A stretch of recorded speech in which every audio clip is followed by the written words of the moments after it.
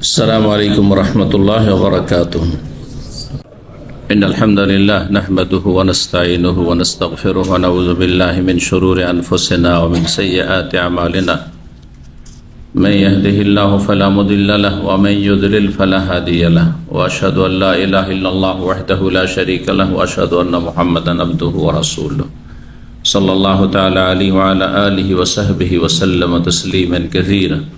أما بعد فقد قال الإمام البخاري رحمه الله تعالى كتاب الرقاق باب الصحة والفراغ ولا عيش إلا عيش الآخرة.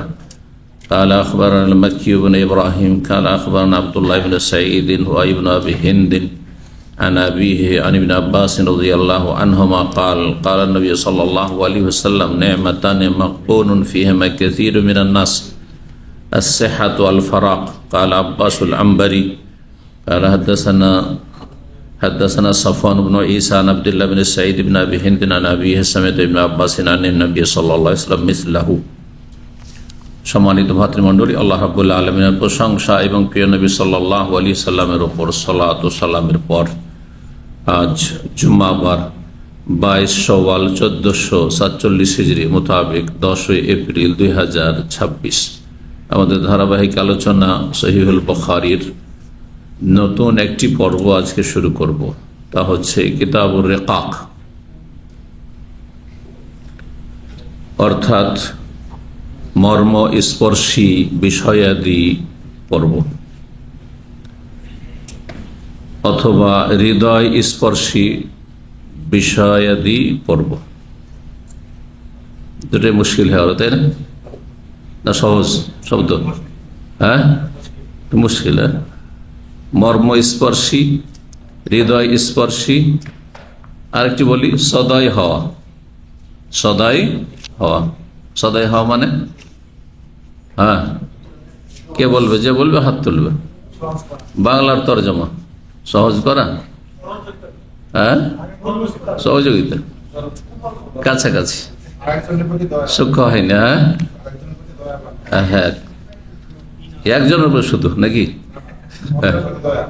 অন্য যে কোনো ব্যক্তির উপর দয়া মায়া বা নম্র হওয়া, হ্যাঁ, সদয়। এগুলি হচ্ছে সব রেকাক শব্দটির ভাব অর্থ, শাব্দিক অর্থ নয়। রেকাক এটি হাদিসের কিতাবের একটি গুরুত্বপূর্ণ অধ্যায় বা চ্যাপ্টার। প্রায় হাদিসগুলিতে আছে, সহিহ বুখারীতে আছে, সহিহ মুসলিমে আছে, তিরমিজিতে আছে। রেকাক, রেকাক রাকিকুনের বহুবচন। রাকিকুন মানে হচ্ছে হ্যাঁ নরম হওয়া। যেমন রাকিক পাতলাকে বলা হয় সরু, চিকন। পাতলা বুঝেন তো? বুঝেন না? চিকন, সরু। ঠিক তেমনি রাকিকুন মানে হয় নরম। জি, রিক্কাতুন, রিক্কাতুন থেকে। এর বিপরীত হচ্ছে কোনো কিছু হ্যাঁ নরম না হয়ে শক্ত হওয়া। নরম মাটি আর গরম মাটি মানে শক্ত মাটি আর নরম মাটি, ঠিক ওই রকমই তো রিক্কাতুন। রিক্কাতুন নরম হওয়া। কিসের নরম হওয়া? অন্তরের নরম হওয়া। রিক্কাতুল কলব, হৃদয়ের অন্তরের নরম হওয়া। জি, অর্থাৎ এই অধ্যায়ের সঠিক ব্যাপক অর্থ যেটি, যাতে বিষয়টি স্পষ্ট খোলাসা হবে, তা হচ্ছে এমন কিছু বাণী নবী সাল্লাল্লাহু আলাইহি ওয়াসাল্লামের, এমন কিছু হাদিস যেগুলোতে মানুষের অন্তর নরম হয়। আল কালিমাত আল্লাতী তুরাক্কিকুল কুলুব, এমন কিছু বাণী যে বাণীগুলি শুনলে, পড়লে, আলোচনা করলে মানুষের অন্তর কি হয়? নরম হয়। অন্তর সবসময় নরম থাকে মানুষের? নরম থাকে না, কিন্তু বিশেষ বিশেষ পরিস্থিতিতে, অবস্থায়, বিশেষ সময়কালে, বিশেষ জায়গায় হ্যাঁ মানুষের অন্তর নরম হয়। আর এইরকম পরিস্থিতি, ভালো পরিস্থিতি, ভালো অবস্থা, ভালো জায়গায় ভালো সময়কাল পার হয়ে গেলে তখন মানুষের অন্তর ধীরে ধীরে কি হয়ে যায়, শক্ত হয়ে যায়। কোরআনে কারিমে অন্তর শক্ত হওয়ার কথা বেশ কিছু আয়াতে রয়েছে। সুম্মা কাসাত কুলুবুকুম, আল্লাহ বলছে অতঃপর হে মানুষ তোমাদের অন্তরগুলি শক্ত হয়ে যাচ্ছে। ফাহিয়াকাল হেজারা, পাথরের মতো শক্ত হয়ে যাচ্ছে। আও আসাদ্দ কাসওয়া, কখনো কখনো অনেক মানুষের অন্তর পাথর চাইতে বেশি শক্ত পাষণ্ড হয়ে যাচ্ছে। নাহলে মানুষ মানুষের খুন করতে পারে, মানুষ মানুষের লুটতারাজ করতে পারে, মানুষ মানুষকে মারধর করতে পারে, জুলম অত্যাচার করতে পারে, মানুষ মানুষকে কষ্ট দিতে পারে। অসম্ভব কথা যদি অন্তর নরম হয়। তাহলে আসলে অধিকাংশ মানুষ জালেম, অধিকাংশ মানুষ পরের হক নষ্ট করে। কিসের জন্য? কারণ অন্তর শক্ত হয়ে, সুম্মা কাসাত কুলুবুকুম, তোমাদের অন্তর শক্ত হয়ে গেছে। অন্তরের যদি চিকিৎসা পরিশুদ্ধি না হইতে থাকে নিয়মিত, প্রতিদিন আল্লাহ রাব্বুল আলামিনের সাথে সুসম্পর্কের মাধ্যমে সেটা হবে, গভীর সম্পর্কের মাধ্যমে সেটা হবে, ফরজ নফল ইবাদত বন্দেগী আদায়ের মাধ্যমে, এটা যদি মানুষ না করে ধীরে ধীরে অন্তরে একটি রোগ আক্রান্ত হয়। সেটির নাম গাফলা, গাফিলতি, উদাসীনতা। আর গাফিলতি যখন ধীরে ধীরে ধীরে ধীরে বৃদ্ধি পায়, বাড়তে থাকে, একই স্তরে তো গাফিলতি থাকে না। উদাসীন অনেকে আছেন কিন্তু একই স্তরের না, অনেক বেশি উদাসীন। কেউ অনেকটা উদাসীন, কেউ কিছুটা উদাসীন, কিছুটা উদাসীন হতে শুরু করেছে কিছু লোক। তো এই গাফিলতির কথা আল্লাহ কোরআনে বলেছেন, উলাইকা হুমুল গাফিলুন, ও আয়াতে গাফিলতির কথা রয়েছে। জাহান্নামীদের একটি বৈশিষ্ট্য হচ্ছে তারা গাফিল, তারা সচেতন না, তারা সজাগ না, তাদের ঈমান সতেজ না। জি, গাফিলতির রোগ প্রথম আক্রান্ত করে অন্তরকে, এই ব্যাধি দিয়ে শুরু হয়। গাফিলতি যখন বাড়তে থাকে তখন আল কাসওয়াতে চলে যায়, আল গাফলা থেকে আল কাসওয়ায় চলে যায়। মানে অন্তর তখন শক্ত হইতে লাগে, নিষ্ঠুর হয়ে যায়, নির্ময় হয়ে যায়, আর মায়া মমতা থাকে না, নম্রতা থাকে না। জি, আল্লাহ রাব্বুল আলামিন হেফাজত করুন। তো এই পর্বটি অত্যন্ত গুরুত্বপূর্ণ মানুষের আখলাক আমলের সংশোধনের জন্য এবং পাপ মুক্ত হওয়ার জন্য, আল্লাহর সান্নিধ্য লাভের জন্য, আল্লাহর কাছাকাছি হওয়ার জন্য, শয়তান থেকে দূরে হওয়ার জন্য, জাহান্নাম থেকে দূর হওয়ার জন্য, আল্লাহর আযাব থেকে রক্ষা পাওয়ার জন্য অত্যন্ত গুরুত্বপূর্ণ। এই পর্বটি দীর্ঘ সময় চলবে ইনশাআল্লাহ, কারণ এতে 100-রও বেশি হাদিস রয়েছে। ইমাম বুখারী রাহিমাহুল্লাহ বলছেন, কিতাবুর রিকাক, এই অধ্যায় হচ্ছে কি সম্পর্কে বললাম? সদাই হওয়া সম্পর্কে বা মর্মস্পর্শী বিষয়াদি সম্পর্কে। এমন কিছু হাদিস যেগুলোতে মানুষের অন্তরকে স্পর্শ করে। আমরা বলি না অনেক সময় যে আমার, আজকাল ইংরেজি পরিভাষায় বলছে, হার্টকে টাচ করেছে কথাগুলি কি করেছে? হৃদয় ছোঁয়া, বাংলাতে ব্যবহার হয়। কারণ এই ভাষাগুলি সাধারণত প্রায় ভাষাতেই থাকে।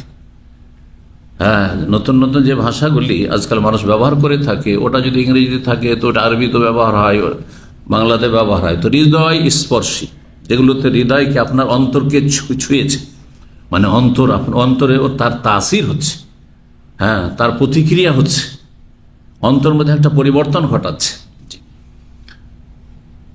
যে কথাটি বলছিলাম সেটা আরো সম্পূর্ণ করার জন্য উদাহরণ দিই। এই যে দিনের মজলিসে যখন বসেন তখন যে অন্তর অবস্থাটা থাকে, হাটে বাজারে থাকলে, আর রাস্তাঘাটে ঘোরাফেরা করলে ওই অবস্থা থাকে কি? থাকে না। বাজারে, এই জন্য নিকৃষ্ট জায়গা বাজারকে বলা হয়েছে আবগাজুল বিলাদ। শহরের মধ্যে নিকৃষ্ট জায়গা হচ্ছে বাজার।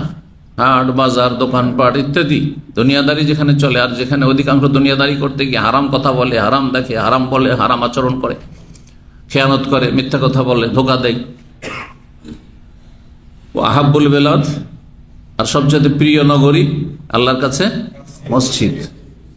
এই উদাহরণটা হলেন তার। এখানে যেমন বসে থাকলে আপনার অন্তরের অবস্থা ভিন্ন বাইরে ঘোরাফেরার চাইতে, ঠিক না?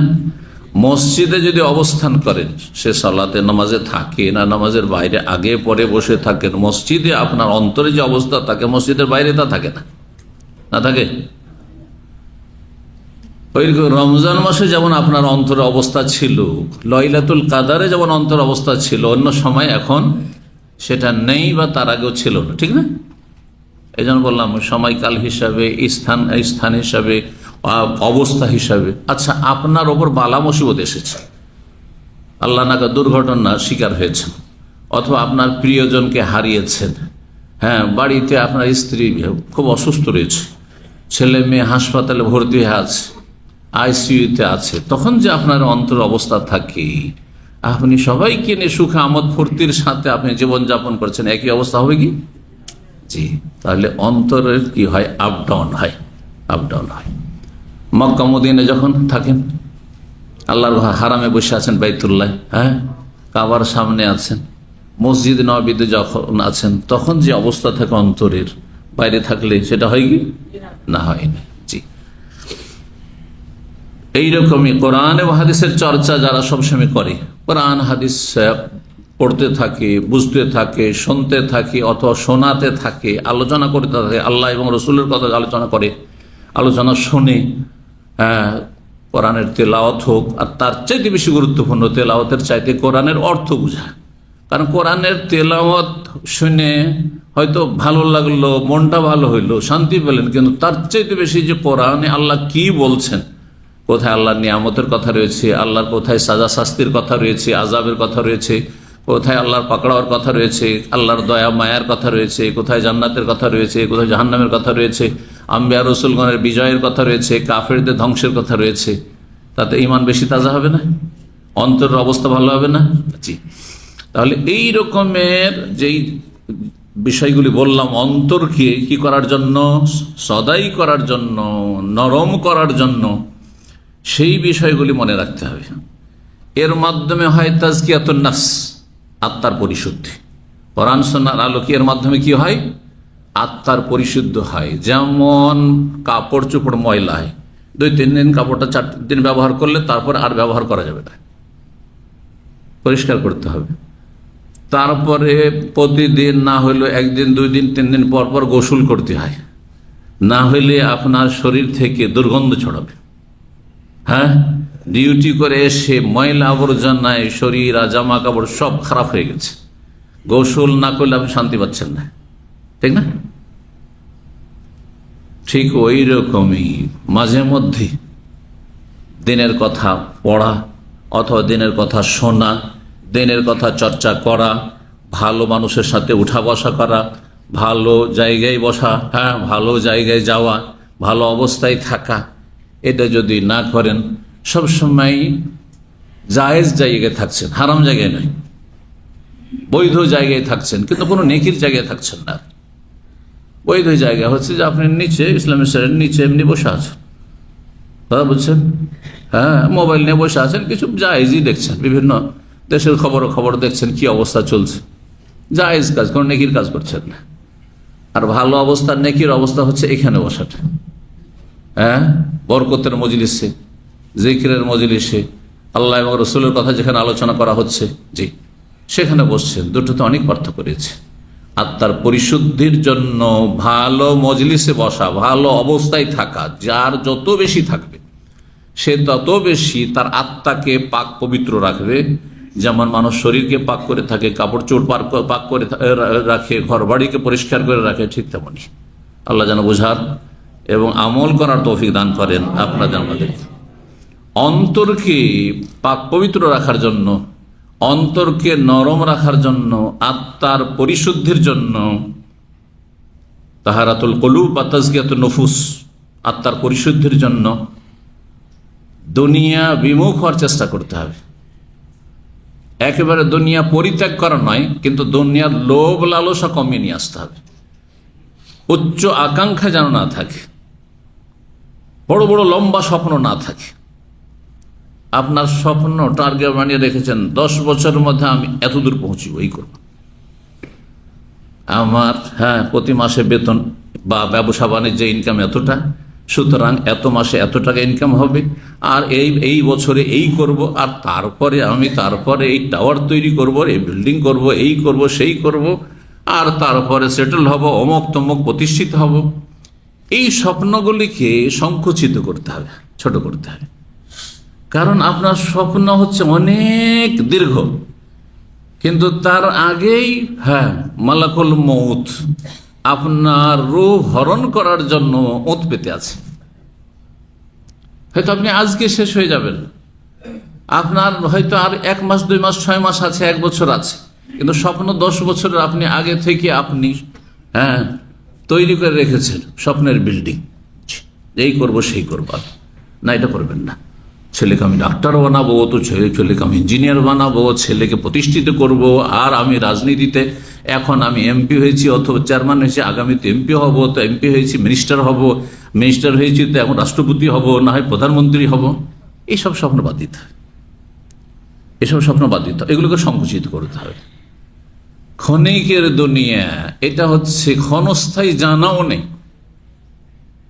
আরে সৌদি আরবে আপনার একামার এখনো সময় ধরেন 1 বছর বা 6 মাস আছে, জানা আছে যে 6 মাস থাকতে পারবো বৈধভাবে, ঠিক না?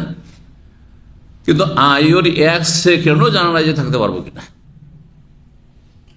1 সেকেন্ডও জানা নেই। আশা করি বুঝতে পারছেন, আল্লাহ বুঝার তৌফিক দান করেন। প্রবাসীরা যদি আখেরাতটা না বুঝো, দেশের জন্য সব স্বপ্ন, এইখানে একটি রুমে 10 জন 12 জন গ্যাদারিং করে, সিটের ওপর সিট, 3 জন শুয়ে আছে একে অপরের ওপরে, খাট দিয়ে, খাটের ওপর খাট দিয়ে আছে না? নেই, অনেক রুমে এইভাবে আছে। কারণ যদি একটা রুম নিই তাই অনেক টাকা খরচ হয়ে যাবে এখানে বিদেশে। এই প্রবাস জীবনে এত টাকা খরচ করে কোনো লাভ নেই। আর দেশে আপনি অনেক কিছু করার স্বপ্ন, ওই রকমই আখেরাত হচ্ছে আপনার দেশের মতো। আর প্রবাস হচ্ছে এই দুনিয়া। দুনিয়া হচ্ছে কোন দুনিয়া কান্নাকা গরিবন, গরিবনের তর্জমা এক শ্রেণীর অনুবাদকরা এই জন্য প্রবাসী বলেছেন, প্রবাসীর মতো থাক। প্রবাসী কেমনভাবে বসবাস করে?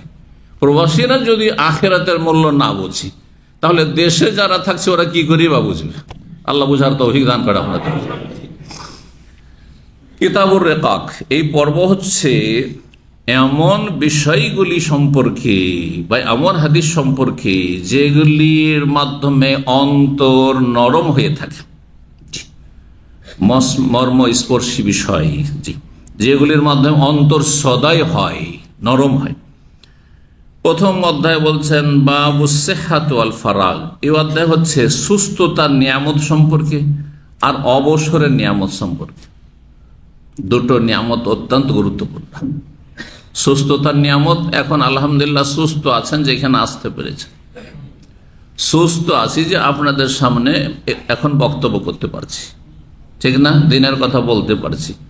যদি আমি এই সময়টার মূল্যায়ন না করি, আপনাদের এখানে না আসি, আমার আরাম বিশ্রামের কথায়, বিলাসিতার কথা একটু চিন্তা করি, ভাই আমি জোহর আসর পরে দুপুরে খেয়ে আমি ঘুমাবো, যেমন অনেকে জমা পড়ে ঘুমাইতে চলে গেছেন। আমি দেখলাম একজন সকালে কোরআন ক্লাসে চলে বসে, সালাম আলাইকুম, ওর টান দেওয়া দেখে বুঝতে পারছেন নিচের দিকে যাচ্ছেন। কোথায় যাচ্ছেন? এক শ্রেণীর লোকেরা চা খেতে যাচ্ছে। এই যে সুস্থতা, এখন সুস্থ ছিল লোকটি, ইচ্ছা করলে এখন দুপুরে না ঘুমে জুমার দিন ডিউটিও নাই, সুতরাং এই ঘুমটা এত জরুরি নয় যে আসর পর ডিউটিতে যেতে হবে আর রাতে 11টা পর্যন্ত ডিউটি করতে হবে, তাহলে ঠিক আছে, এটা যুক্তি আছে যে সময় 1 ঘন্টা বিশ্রামের প্রয়োজন। কারণ মানুষ ছুটি, যদি না ঘুমায় এসা পড়েন, রাত 9টা 10টা এসার পরে ঘুমিয়ে যাও, অসুবিধা আছে? আর ভেঙে পড়বেন না? মোটেই না। বরং আপনার শরীর স্বাস্থ্যে বরকত হইতো যদি বরকতের মজলিসে বসতেন। আচ্ছা, তারপর আমাদের দেশের মানুষরা ওই বেদাতি মহল থেকে উঠে এসছে, যার ফলে অনেকে তো, অধিকাংশই তো ইসলামটা পুরোপুরি বুঝে উঠেননি। কেউ মাঝপথে আছে, কেউ কিছু বুঝেছে, কিছু বুঝেনি। এখনো কোরআন শিক্ষার গুরুত্ব মানে কোরআন তেলাওয়াতের গুরুত্ব, কোরআন পড়তে পারার গুরুত্ব, কোরআনের কেরাত আর তাজবিদ হেফজের গুরুত্ব কোরআন বোঝার চাইতে বেশি বেদাতীদের কাছে। কথা বুঝছেন না? বুঝছেন না? বেদাতি মনে করে যে হাফেজ বানিয়ে দিলে কাজ হয়ে গেল। যার বেদাতির সমাজে সবচেয়ে বেশি হাফেজ, আলেমের চাইতে হাফেজের সংখ্যা বেশি তাদের। আর আলেম হইলেও বেদাত শিখাচ্ছে, নিজেই বেদাত পড়েছে, ভাইরাসে ভরা তার মগজ, আর ও বেদাত শিখাচ্ছে, নিজেও গুমরা পথ আর অন্যকে গুমরা করছে। শুধু হাফেজ, কিছুই বুঝে না, একটা আয়াতের তর্জমাও বুঝে না যে আল্লাহ আমাকে কি বললেন। পরে ওয়ালা তাকরা বুঝছে না, বুঝেই না। হ্যাঁ, বুঝলাম। সমকামিতার আয়াত পড়ে লূত আলাইহিস সালামের জাতিকে আল্লাহ রাব্বুল আলামিন কয়েকটি আযাব দিয়ে ধ্বংস করেছেন, কিন্তু বুঝেই না, যার ফলে তাতে লিপ্ত হয়ে যায়।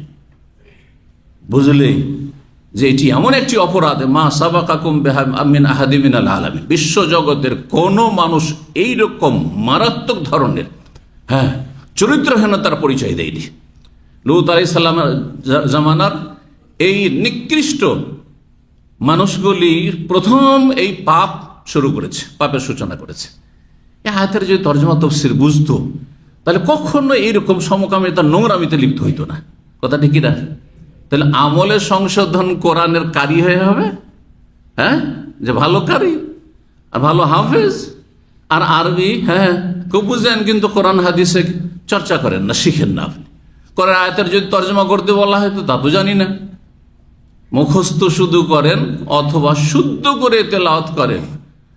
ফরজ নফল একেবারে মদ কত টানতে হবে, কয় হরকত 4 না 6 টানতে হবে, মদ্দে লাজম কি জিনিস আর মদ্দে আরেজ কি জিনিস আর লিন কি জিনিস আর অমুক আর তমুক, সব একেবারে মুখস্থ। আর সেগুলির ওপর আমল আছে তেলাওয়াতের ক্ষেত্রে, কিন্তু একটা আয়াতের শব্দের অর্থ বুঝেন না, চেষ্টা করেন না। আপনি দিনের কথা শুনতেন না, আসলে কি করে জানবেন? আপনি খালি কোরআন মুখস্থ করে চলে যাবেন, কোরআনটা শুদ্ধ করে চলে যাবেন সকালবেলা, আবার আসর পরে কোরআন শিখতে চলে আসবেন, কোরআন শিখাইতে চলে আসবেন। এরকম কিছু শিক্ষক ছিল আমাদের কোরআনের, এই দর্শে জুমার পরে বসেন আর আসর পরে কোরআন পড়াইতে এসে হাজির। আমি বলি এরকম শিক্ষক চলবে না এখানে, যে দিনের কিছুই জানে না আর শুধু ওর কোরআনের শব্দের গুরুত্ব, অর্থের গুরুত্ব নেই। কথা বুঝতে পেরেছেন? এইটা হচ্ছে বেদাতি পরিবেশে থেকে যে মন মানসিকতা তৈরি হয়ে আছে যে কোরআন হাফেজ বানাইলে নিজে জান্নাত আর 10 জনকে জান্নাতে নিয়ে যাবে। জাল জয়ীফ হাদিসের ছড়াছড়ি, এগুলো জাল কথা, সবগুলো। কথা বুঝতে পেরেছেন? আগে কোরআনের অর্থ বুঝতে হবে যে আল্লাহ আমাকে আপনাকে কি আদেশ করেছেন পালন করতে হবে, কি নিষেধ করেছেন বিরত থাকতে হবে।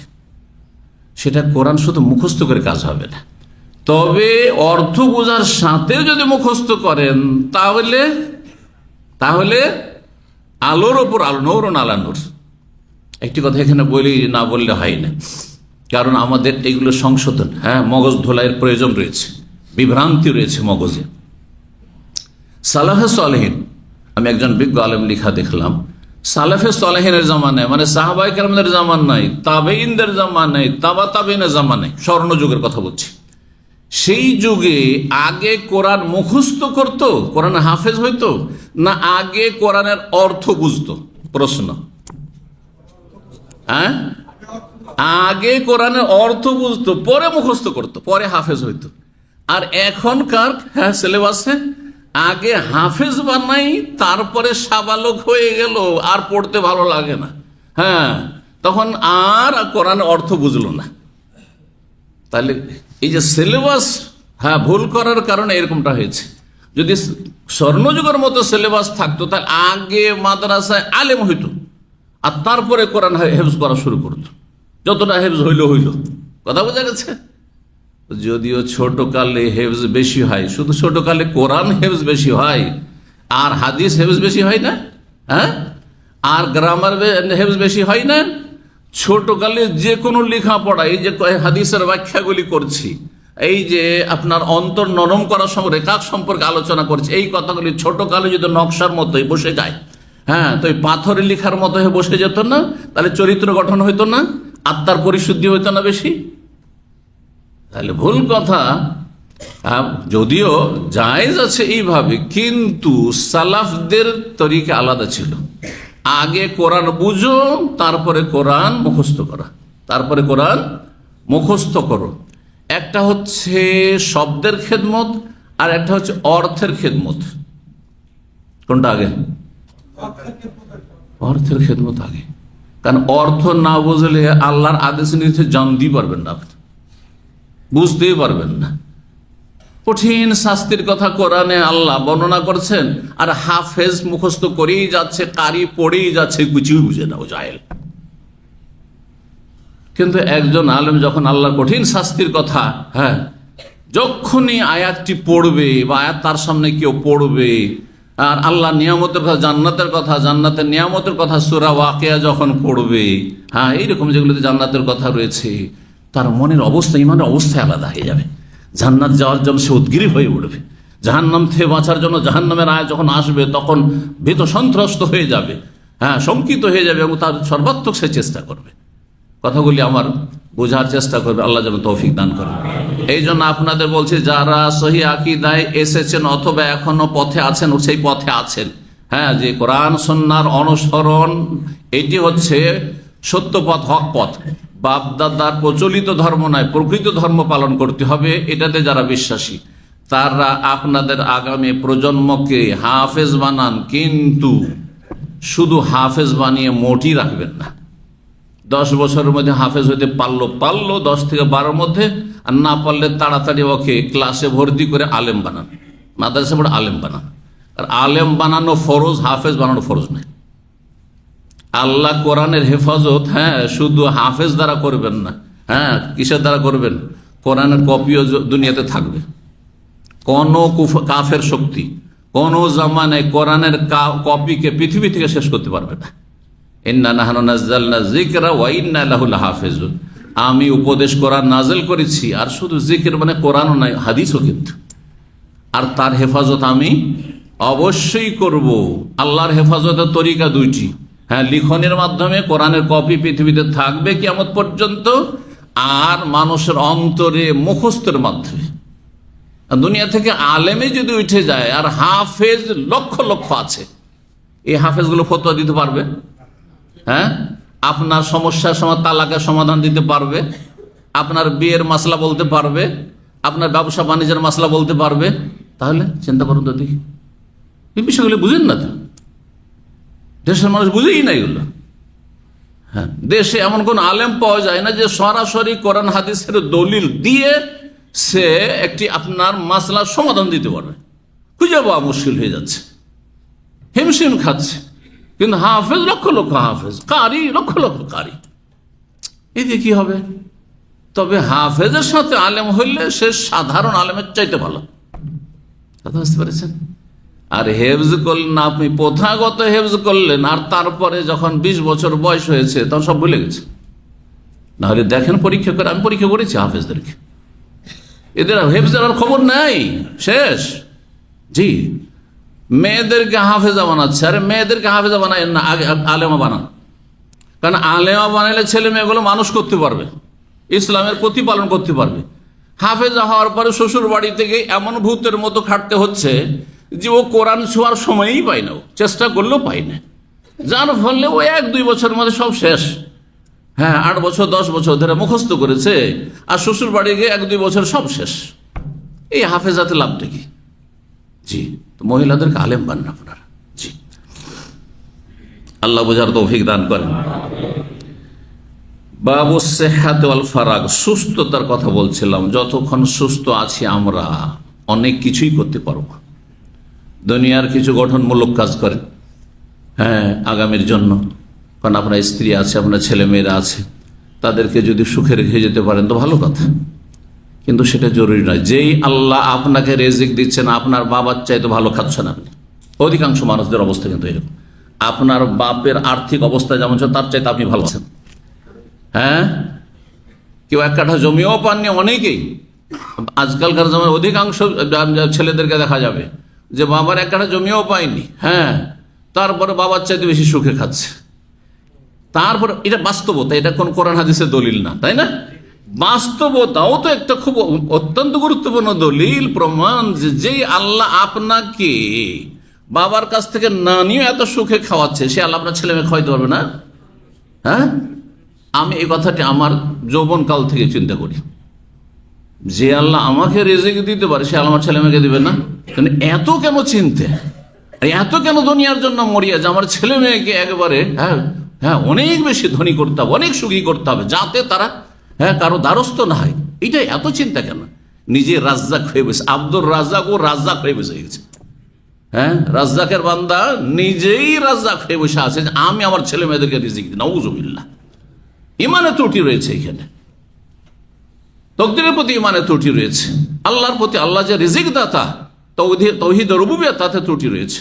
আল্লাহ বোঝার তৌফিক দান করেন।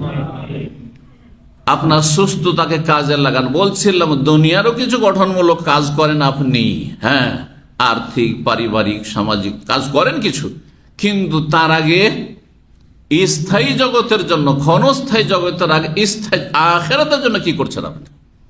আল্লাহর দিনের খাতায় আপনার অবদান কতটা আছে? যদি আল্লাহ জিজ্ঞাসা করেন যে তোমাকে তো যে মুসলিম করেছিলাম, তুমি আল্লাহর দিনের খেদমতে কতটা অবদান রেখেছ, জবাব দিতে হবে।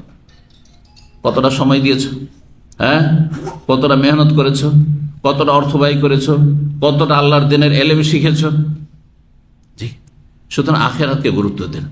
আল্লাহ যেন আখিরাতকে প্রাধান্য দেওয়ার তৌফিক দান করেন, সুস্থতাকে ভালো কাজে লাগাবার তৌফিক দান করেন। সুস্থ অবস্থায় যৌবনকালে আপনি তাহাজ্জুদ পড়তে পারছেন, নফল সোমবার বৃহস্পতি রোজা রাখতে পারছেন। এমন একটা সময় আসবে যে আপনি ফরজটাই ঠিকভাবে আদায় করতে পারছেন না, দাঁড়াতে পারছেন না, রুকু সিজদা ঠিকভাবে করতে পারছেন না, বসে নামাজ পড়তে হচ্ছে, শুয়ে শুয়ে নামাজ পড়তে হচ্ছে, হতে পারে না। তার আগে সুস্থতার মূল্যায়ন করুন। এখানে এলেম শিখতে আসতে পারছেন, এমন সময় হবে যে দেশে গিয়ে নিজের পেটের ভাতের জন্য আপনাকে মরিয়া হয়ে ছুটতে হবে, সময় করতে পারবেন না, অথবা কোনো ভালো আলেম পাবেন না যার কাছ থেকে দিন শিখবেন। এই সুস্থতা কাজে লাগান। আর একটি হচ্ছে অবসর। প্রবাসীদের জন্য এই অবসর সময় যে কতটা অবসর সময়, সেটা বাড়িতে এত অবসর না। এখানে আপনার ডিউটি 8 ঘন্টা, তাই না? অধিকাংশ মানুষের ডিউটি, ব্যতিক্রমগুলো বাদ দেন, কারো 6 ঘন্টাও থাকতে পারে, আবার কারো নিজের বিজনেস সবসময় ফ্রি, আবার কেউ 12 ঘন্টাও থাকতে পারে। কিন্তু আসল হচ্ছে ডিউটি করে মানুষ কতক্ষণ? 8 ঘন্টা। যখন ব্যস্ত আপনি হালাল রুজি তলাশ, ঘুম কতক্ষণ আপনার? 6 ঘন্টা। তাহলে 8 কত হইল? 14 ঘন্টা। চলেন আরো 2 ঘন্টা বাড়িয়ে দিলাম, কত হইল? 16 ঘন্টা। আরো কত থাকে? আরো 8 ঘন্টা। ফরজ নামাজ 17 রাকাত পড়তে আধা ঘন্টা মাত্র লাগে। জামাতে নামাজে, ফরজ নামাজে আধা ঘন্টা লাগে। আর সুন্নত ধরে না আরো আধা ঘন্টা দিয়ে দিলাম, তাতে 1 ঘন্টা। সারা দিনের সমস্ত নামাজ মাত্র 1 ঘন্টা। 16-17 ঘন্টায় সব শেষ। বাকি এই 7 ঘন্টা 6 ঘন্টা কি করছেন আপনি? শুধু মোবাইল আর মোবাইল, নেট আর নেট, আর অসার ফালতু কাজ, না জায়েজ হারাম না হইলে, একেবারে অপছন্দনীয় না হইলে কোন রকম জায়েজ কোনো একটা নেকি নেই। এই 7-8 ঘন্টার মধ্যে একটা কোনো নেকি নেই।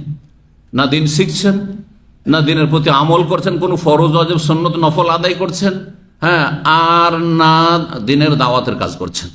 সূরা আসরের যে করণীয়গুলি আল্লাহ বলেছেন লাভবান হওয়ার জন্য, ক্ষতি থেকে রক্ষা পাওয়ার জন্য, সেগুলির মধ্যে আপনার কোনটাতে অংশ আছে বলুন? এই 7 ঘন্টার মধ্যে আপনি হয় ইলম শিখছেন, না হয় আমল করছেন, আর না হলে দাওয়াত দিচ্ছেন, ওয়াতাওয়াসাউ বিল হক করছেন। কোনটাতে আছেন? যদি এই 3টার কোনোটাতে না থাকেন, তাহলে জানতে হবে যে ইন্নাল ইনসানা লাফি খুসর, আপনি লসে আছেন, আপনি ক্ষতিগ্রস্ত। আল্লাহ বোঝার তৌফিক দান করেন। এই অধ্যায় হচ্ছে সুস্থতা সম্পর্কে আর অবসর সম্পর্কে। এখন অবসর আছেন অনেকে কিন্তু কর্মহীন এখন আছেন। কর্মহীন ভাষাটি তাদের ক্ষেত্রে প্রযোজ্য না, কিন্তু আপনারা সবাই বলেন, সেই জন্য বললাম। কর্মহীন মানে যার কাজ নেই, তাই না? ডিউটি নেই বললেন, মালিকের ডিউটি নেই। কার মালিক? ওই যেখান থেকে বেতন পান সেই মালিকের ডিউটি নেই, তাই না? কোনো কাজ কাম পাননি, যেই কাজে এসেছেন প্রবাসে এই কাজ পাননি, কিন্তু আপনি কর্মহীন না। মুমিন মুসলিম কখনো কর্মহীন না।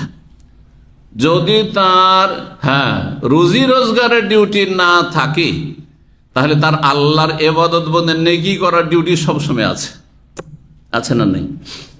যখনই কোনো ভাই আমার কাছে এসে বলে যে শেখ দোয়া করে, আমার কোনো কাজ কাম নেই, এমন এটা তো ভালো সুযোগ একটা, যা আপনি এতে প্রত্যেক দিনে দর্শে হাজির হইতে পারবেন, সোমবার, মঙ্গলবার, বুধবার, বৃহস্পতিবার, শুক্রবার সব পারবেন আপনি। আল্লাহ শুকরিয়া আদায় করেন যে ওই লোকগুলির চাইতে ভালো যাদের জুমার দিন জোহর পরেও ডিউটি আছে, শুধু জুমার এই দর্শেও আসতে পারে না, এলেম শিখতে পারেন না, আবার এশা পরেও ডিউটি আছে, যার ফলে আর অন্য দিনে যে রাতে এশা পরে প্রোগ্রাম হয় তাতেও আসতে পারে না, কিছুই শিখতে পারে না, অন্ধকারই থেকে যাচ্ছে। অন্ধকারে দেশেও ছিল, এখানে এসে অন্ধকারে থেকে গেল, আর এই অন্ধকারের মাঝে আবার অন্ধকারে চলে গেল। যখন দুনিয়াতে অন্ধকারে থেকে গেল, না এলেম শিখলো, না আমল করলো, না আকীদা সংশোধন হইল, ওমান কানা ফি হাযিহি আমা ফাহুয়া ফিল আখিরাতি আমা। এখানে যখন অন্ধ থেকে গেলেন তো আখেরাতে তো এরকম অন্ধ হয়ে উঠবেন, কারণ বেআমল হয়েছেন। নামাজের পাবন্দি করেননি, ফরজ অজেব পাবন্দি করেননি, হারাম থেকে বাঁচেননি, সুতরাং আখেরাতে অন্ধ হয়ে উঠতে হবে আর জাহান্নামে যেতে হবে। আল্লাহ বোঝার তৌফিক দান করেন। সম্মানিত ভাতৃমণ্ডলী, সুস্থতার মূল্যায়ন করবেন, অবসর সময়ের মূল্যায়ন করবেন, ভালো কাজে লাগাবেন যাতে নেকি হয়। অসার ফালতু কাজে সময় এবং সুস্থতা, যৌবন, আয়ু এগুলি নষ্ট করবেন না, এগুলি গুরুত্বপূর্ণ নিয়ামত। এই অধ্যায়ের দ্বিতীয় অংশ হচ্ছে ওয়ালা আইশা ইল্লা আইশুল আখিরা, আর প্রকৃত জীবন হচ্ছে পরকালের জীবন। ওয়ালা আইশা, জীবন বলে কিছু নেই, শাব্দিক অর্থ জীবন বলে কিছু, এই জীবনের কোনো মূল্য আছে? এই জীবনে যদি আখিরাতে সম্বল না নিতে পারেন এখান থেকে, তো এই জীবনের কোনো মূল্য আছে? মরলে কি কবর আযাব, জাহান্নাম, ওয়াফিল আখিরাতি আযাবুন শাদীদ, আখিরাতে কঠিন শাস্তি রয়েছে, কঠিন শাস্তি রয়েছে মরে গেলে।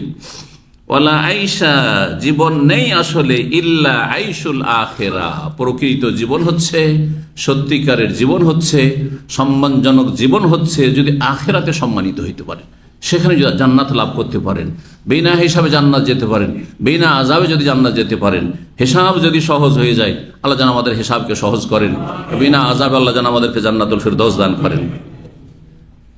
সম্মানিত ভাতৃমণ্ডলী, হাদিস নম্বর 6412, ইমাম বুখারী রাহিমাহুল্লাহ বর্ণনা করেছেন আব্দুল্লাহ বিন আব্বাস রাদিয়াল্লাহু তাআলা আনহুমা থেকে, তিনি বলেন ক্বালা নবী সাল্লাল্লাহু আলাইহি ওয়াসাল্লাম, নবী সাল্লাল্লাহু আলাইহি ওয়াসাল্লাম বলেন নেমাতানি, দুটি গুরুত্বপূর্ণ নিয়ামত রয়েছে। এই না যে শুধু দুটি নিয়ামত রয়েছে, কতটি নিয়ামত রয়েছে আমাদের কাছে? অসংখ্য। আল্লাহ বলছে ওয়া ইন তাউদ্দু নি'মাতাল্লাহি লা তুহসুহা, আল্লাহর নিয়ামতকে তোমরা যদি গণনা করো তাহলে আয়ত্ত করতে পারবে না, গণনা করে শেষ করতে পারবে না। কিন্তু দুটি নিয়ামত সম্পর্কে এখানে বিশেষভাবে বলছেন, বিশেষ দুটি নিয়ামত রয়েছে, মাগমুনুন ফিহিমা কাসীরুম মিনান নাস, এই দুটো নিয়ামতের ক্ষেত্রে অধিকাংশ মানুষ ক্ষতিগ্রস্ত, লসে রয়েছে, ধোঁকায় রয়েছে। সুস্থ আছে তখন পরোয়াই করলো না, যা ইচ্ছা তাই করলো, যেভাবে ইচ্ছা সেভাবে চললো, যেমন মন চাইছে তেমন চলছে সে। আর অবসর সময় কিসে কিসে যে শেষ হয়ে গেল, আর এত ব্যস্ত হয়ে গেল, আর কোনোদিন সময় পেল না যে নামাজের দুআ সূরা ভালো করে যে মুখস্থ করবে, সময় পেল না। অনেকে আছে 60-70 বছর বয়স হয়ে গেছে, কিন্তু নামাজের আপনার দোয়া কালামগুলি ঠিকভাবে মুখস্থই নাই, আর অর্থ তো বুঝেই না, অর্থ বুঝে না। কিন্তু আলহামদুলিল্লাহ আপনার বয়স 18 বছর 20 বছর, তখনই যদি নামাজের দোয়া তো আগেই মুখস্থ হয়েছে, সাবালক হওয়ার আগে সূরা মুখস্থ হয়েছে, তার সাথে সাথে অর্থগুলো বুঝছেন। 18-20 বছরের ছেলে আর আত্মাহাতের অর্থ বুঝছেন, দুরুদের অর্থ বুঝছেন, সূরা ফাতিহার অর্থ বুঝছেন, সুবহান রাব্বিয়াল আলা সব অর্থ বুঝছেন, দোয়ায়ে মাসুর অর্থ বুঝছেন। কত সুন্দর কোয়ালিটির আপনার নামাজ, চিন্তা করুন তো দেখি। অধিকাংশ মানুষ ক্ষতিগ্রস্ত দুটি নিয়ামতের ক্ষেত্রে, সুস্থতা এবং অবসর। 6413 নম্বর হাদিস বর্ণনা করেছেন আনাস রাদিয়াল্লাহু তাআলা আনহু, তিনি বলেন নবী সাল্লাল্লাহু আলাইহি ওয়াসাল্লাম বলেছেন আল্লাহুম্মা লা আইশা ইল্লা আইশুল আখিরা, হে আল্লাহ, প্রকৃত জীবন হচ্ছে একমাত্র পরকালের জীবন। কে বলছেন? নবী সাল্লাল্লাহু আলাইহি ওয়াসাল্লাম বলছেন দুনিয়ার জীবন সামান্য, কতক্ষণ তাও জানা নেই। আরে জানাও যদি থাকতো যে 60 বছর, যে আমি 60 বছর পৌঁছিব, তাও তো বলতে পারে যে না এখন না, আমার এখন 40, তাহলে আরো 20 বছর আছে, তাই না? জানা নেই। ফাসলাহিল আনসার ওয়াল মুহাজিরা, সুতরাং আল্লাহ আনসারি এবং মুহাজিরদের সংশোধন করে দাও বা অবস্থা ভালো করে দাও। অবস্থা ভালো, ইসলাম মানে সংশোধন করা, ইসলাম মানে সংস্কার করা, ইসলাম মানে ফাসাদের বিপরীত, মানে সুষ্ঠুভাবে পরিচালনা করা। আল্লাহ আনসারি এবং মুহাজির, আনসার মুহাজির আমার সাথী সঙ্গী সহচরদের অবস্থা তুমি ভালো করে দাও। এই দোয়া করেছেন নবী করিম সাল্লাল্লাহু আলাইহি ওয়াসাল্লাম তার সাথী সঙ্গীদের জন্য। বোঝা গেল যে সাথী সঙ্গীদের জন্য দোয়া করা নবী সাল্লাল্লাহু আলাইহি ওয়াসাল্লামের আদর্শ। কোন সময় দোয়া করেছিলেন? এটি ছিল খন্দকের যুদ্ধের প্রস্তুতির জন্য, মদিনার সুরক্ষার জন্য, যখন পরীক্ষা খনন হচ্ছিল, গর্ত খনন করে মদিনার সুরক্ষার ব্যবস্থা করা হচ্ছিল। সাহাবায়ে কেরামগণ এই পরীক্ষা খনন করছিলেন, নবী সাল্লাল্লাহু আলাইহি ওয়াসাল্লাম সেখান দিয়ে অতিক্রম করলেন এবং তাদেরকে উৎসাহিত করার জন্য তাদের জন্য দোয়া করলেন, আর আখিরাতকে গুরুত্ব দেওয়ার জন্য তাদেরকে উদ্বুদ্ধ করলেন। 6414 নম্বর হাদিস বর্ণনা করছেন সাহল ইবনে সাদ আস-সাঈদী রাদিয়াল্লাহু তাআলা আনহু। আগের হাদিসটি আনাসের ছিল, তার আগের হাদিসটি ছিল আব্দুল্লাহ বিন আব্বাসের। তো এই একই বিষয়, আল্লাহু আয়েশা ইল্লা আয়েশুল আখিরা, সাহল বিন সাদ বর্ণনা করেছেন আনাসের মতো। তিনি বলেছেন কুন্না মা রাসূলিল্লাহ সাল্লাল্লাহু আলাইহি ওয়াসাল্লাম বিল খান্দাকি, আমরা রাসূলুল্লাহর সাথে খন্দকের যুদ্ধে ছিলাম। খন্দক মানে হচ্ছে পরীক্ষা, গর্ত। ওয়াহুয়া ইয়াহফিরু, সেই সময় রাসূলুল্লাহ সাল্লাল্লাহু আলাইহি ওয়াসাল্লামও পরীক্ষা খনন করছিলেন। নবী সাল্লাল্লাহু আলাইহি ওয়াসাল্লাম এই নয় যে শুধু সাহাবায়ে কেরাম তোমরা খনন করো, নিজেও তাতে অংশ সশরীরে নিয়েছেন। এতে হয় কি, যে মানুষ সাথী সঙ্গীরা আরো বেশি কি হবে, উৎসাহিত হবে এবং তাদের উদ্যম উদ্দীপনা আরো বেশি বেড়ে যাবে। বাড়িতে কাজের মেয়ে যদি থাকে অথবা বউগুলো থাকে, আর শাশুড়ি নিজেই যদি পাকের ঘরে গিয়ে কাজ করা শুরু করে, সব বউগুলো ছুটে আসবে। যদি ভালো মানুষ হয়, আসবে না? আসবে না? দৌড় দিয়ে সব ছুটে চলে আসবে। বলার পরে জানা যে আসো কাজ করো বলতে হবে না, নিজে গিয়ে কাজে লেগে যাবে। নবী করিম সাল্লাল্লাহু আলাইহি ওয়াসাল্লামের আদর্শ এটি। এবং তাতে হবে কি, ভালোবাসা, সম্প্রীতি বাড়বে, যে আমাদের সাথে সবসময় থাকেন। তো নবী সাল্লাল্লাহু আলাইহি ওয়াসাল্লাম নিজেও খনন করছিলেন। ওয়া নাহনু নালকুলুত তুরাবা, নবী সাল্লাল্লাহু আলাইহি ওয়াসাল্লাম খনন করছিলেন আর আমরা মাটিগুলি সরাচ্ছিলাম, গর্ত থেকে মাটিগুলিকে সরিয়ে ফেলছিলাম। ওয়া বাসরা বিনা, আমাদের দিকে তাকালেন নবী সাল্লাল্লাহু আলাইহি ওয়াসাল্লাম আর বললেন আল্লাহুম্মা লা আইশা ইল্লা আইশুল আখিরা, হে আল্লাহ প্রকৃত জীবন হচ্ছে পরকালের জীবন। ফাগফির লিল আনসারি ওয়াল মুহাজিরা, সুতরাং আনসারি আর মুহাজিরদেরকে তুমি ক্ষমা করে দাও। এখানে তিন রকমের রিওয়ায়াত রয়েছে, শুনে রাখেন। দুই রকম পেলাম। একটা এখানে ফাগফির, আল্লাহ তুমি ক্ষমা করে দাও আনসার এবং মুহাজির আমার সাথী সঙ্গীদেরকে ক্ষমা করে দাও, তাদের ভুল ত্রুটি বিচ্যুতি যদি থাকে। আর আগেরটি কি পেলাম? ফা আসলেহ, আল্লাহ তাদের সুষ্ঠুভাবে জীবন পরিচালনা করো, তাদের সংশোধন করে দাও, তাদের জীবনকে সুন্দর করে দাও। সাজানো গোছানো সংসার কত শান্তি। আপনি আপনার স্ত্রী ছেলে মেয়ে নিয়ে যদি সুখে শান্তিতে একবারে একটি গোছানো সংসার, শান্তির সংসার, শান্তি আর শান্তি, জান্নাত আপনার বাড়িতে। কিন্তু যদি ছত্রভঙ্গ, স্বামী একদিকে স্ত্রী আর একদিকে, ছেলে একটা ছেলে এক এক রকম, মেয়েগুলো এক এক রকম, অশান্তির শেষ নেই। আরে বাড়িতে যেতে ইচ্ছা হবে না, বাড়ি জাহান্নাম হয়ে গেছে। অন্তরগুলি একবারে মানে বিক্ষিপ্ত, ছত্রভঙ্গ হয়ে আছে। যে তাহসাবহুম জামিয়ান, একই ছাদের তলায় বাস করে, কুলুবহুম শাত্তা, কিন্তু অন্তরগুলি তাদের বিভক্ত হয়ে রয়েছে, ছিন্ন ভিন্ন হয়ে রয়েছে। এটা ভালো না। ফাসলিহিল আনসার ওয়াল মুহাজিরা। তৃতীয় রিওয়ায়াতে কি রয়েছে কে বলতে পারেন? ফানসরিল আনসার ওয়াল মুহাজিরা, হে আল্লাহ আনসার মুহাজিরদের তুমি সাহায্য করো। এই জিহাদে তারা অংশ নিয়েছে, আল্লাহ তাদেরকে তুমি সাহায্য করো, তাদেরকে বিজয় দান করো। জি। 2 নম্বর অধ্যায় হচ্ছে বাবু মাসালিদ দুনিয়া ওয়াল ফিল আখিরা। এই অধ্যায় হচ্ছে পরকালের সামনে পার্থিব জগতের দৃষ্টান্ত বা উপমা, মানে আখিরাতের সাথে পরকালের সাথে দুনিয়ার দৃষ্টান্ত কেমন, একটি আয়াত নিয়ে এসেছেন আর তারপরে একটি হাদিস নিয়ে এসেছেন ইমাম বুখারী রাহিমাহুল্লাহ তাআলা। আয়াতটি সূরা হাদীদের আয়াত নম্বর 20 নম্বর। দুনিয়া এবং আখিরাত, একটা দিক হচ্ছে দুনিয়া হচ্ছে কর্মজগৎ, দুনিয়া হচ্ছে এখানে কাজের সুযোগ আছে, এখানে কালেমা পড়ার সুযোগ আছে, মুসলিম হওয়ার সুযোগ আছে অমুসলিমদের জন্য। যে মাজার পূজা করে তার তৌহিদে চলে আসার সুযোগ আছে, শিরক থেকে তওবা করার সুযোগ আছে, সংশোধন করার সুযোগ আছে, বেনামাজির নামাজি হওয়ার সুযোগ আছে, বেরোজাদার রোজাদার হওয়ার সুযোগ আছে, আছে না নেই? অসৎ লোকদের সৎ জীবন যাপন করার সুযোগ আছে, ভালো মানুষ হওয়ার সুযোগ আছে, আমলের সুযোগ আছে, ফরজ আমলের সুযোগ আছে, সুন্নত নফল আমলের সুযোগ আছে, হারাম নাজায়েজ থেকে ফিরে আসার সুযোগ আছে, ইউটার্নের সুযোগ আছে, কারণ এখন কর্মজগতে আছেন আপনি। আর যখন দুনিয়া থেকে বিদায় নেবেন, মারা যাবেন, মওতের পরে কি হবে? কোন জগৎ শুরু হবে? ওই জগতের নাম হচ্ছে প্রতিদান জগৎ, দারুল জাযা, বদলার জগৎ। মালিক ইয়াউমিদ্দিন সূরা ফাতিহাতে আছে। দেখেন, সূরা ফাতিহা না বুঝার কারণে হয়তো আপনি হিমশিম খাচ্ছেন যে কি বলবো রে, কিন্তু সূরা ফাতিহাতে প্রত্যেক রাকাতে নামাজে পড়ছেন আপনি। মালিক ইয়াউমিদ্দিন, দিন মানে এখানে ধর্ম নাই, এই দিন মানে আল জাযা, প্রতিদান। এই জন্য প্রতিদান দিবসের মালিক তর্জমা কি করছেন? প্রতিদান আল্লাহ হচ্ছেন প্রতিদান বদলার দিনের মালিক, ওই কিয়ামতের দিনের একক মালিক। আল্লাহ তো দুনিয়ারও মালিক, কিন্তু দুনিয়াতে আবার ছোট ছোট মালিক মেলা আছে। আপনার বাড়ির মালিক আপনি, ঠিক না? আপনার জমির মালিক আপনি, আপনার দেশের মালিক আপনার দেশের প্রধানমন্ত্রী, রাষ্ট্রপতি।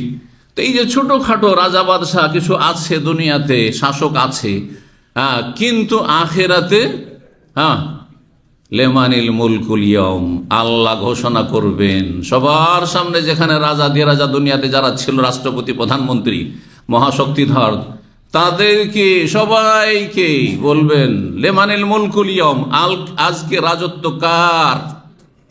কোনো জবাব আসবে না, কারণ কেউ তো নেই।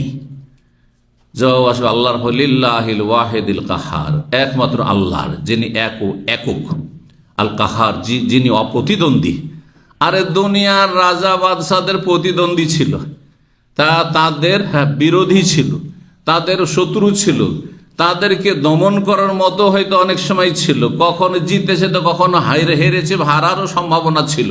কিন্তু আল্লাহ হচ্ছেন আল কাহার, অপ্রতিদ্বন্দ্বী। তার প্রতিদ্বন্দ্বী কেউ হবে, তার সামনে কেউ দাঁড়াবে, চ্যালেঞ্জ করবে, এরকম কোন শক্তি না দুনিয়াতে আছে না আখিরাতে থাকবে। জি, লিল্লাহিল ওয়াহিদিল কাহার। তো কি বলছিলাম, আখিরাত হচ্ছে পরকাল। মানুষের মরণ হয়ে গেলে তখন বদলার জগৎ শুরু হয়ে যায়। এখন বদলা শুরু হয়ে গেছে, 50-60 বছর 70 বছরে যা করেছেন, এখন আপনার বদলা শুরু হয়ে গেছে। ভালো মানুষ হলে ভালো শুরু হয়ে গেছে, নিয়ামত শুরু হয়ে গেছে, পুরস্কার শুরু হয়ে গেছে, সুখ শান্তি শুরু হয়ে গেছে। আপনার আর কোনো কষ্ট নেই। অনেক কষ্ট করেছেন, না খেয়ে থেকেছেন, অনেক কষ্ট করেছেন, অনেক মার খেয়েছেন, অনেক জেল হাজত কেটেছেন, অনেক জুলমের শিকার হয়েছেন, পাড়া প্রতিবেশী অনেকে জুলম অত্যাচার করেছে, মালিক জুলম অত্যাচার করেছে, স্বামী জুলম অত্যাচার করেছে। মারা গেলে আর কোনো কষ্ট নেই, আর কোনো কষ্ট নেই ভালো মানুষের জন্য। শান্তি আর শান্তি, নিয়ামত আর নিয়ামত। বদলার জগৎ যেহেতু শুরু হয়ে গেছে।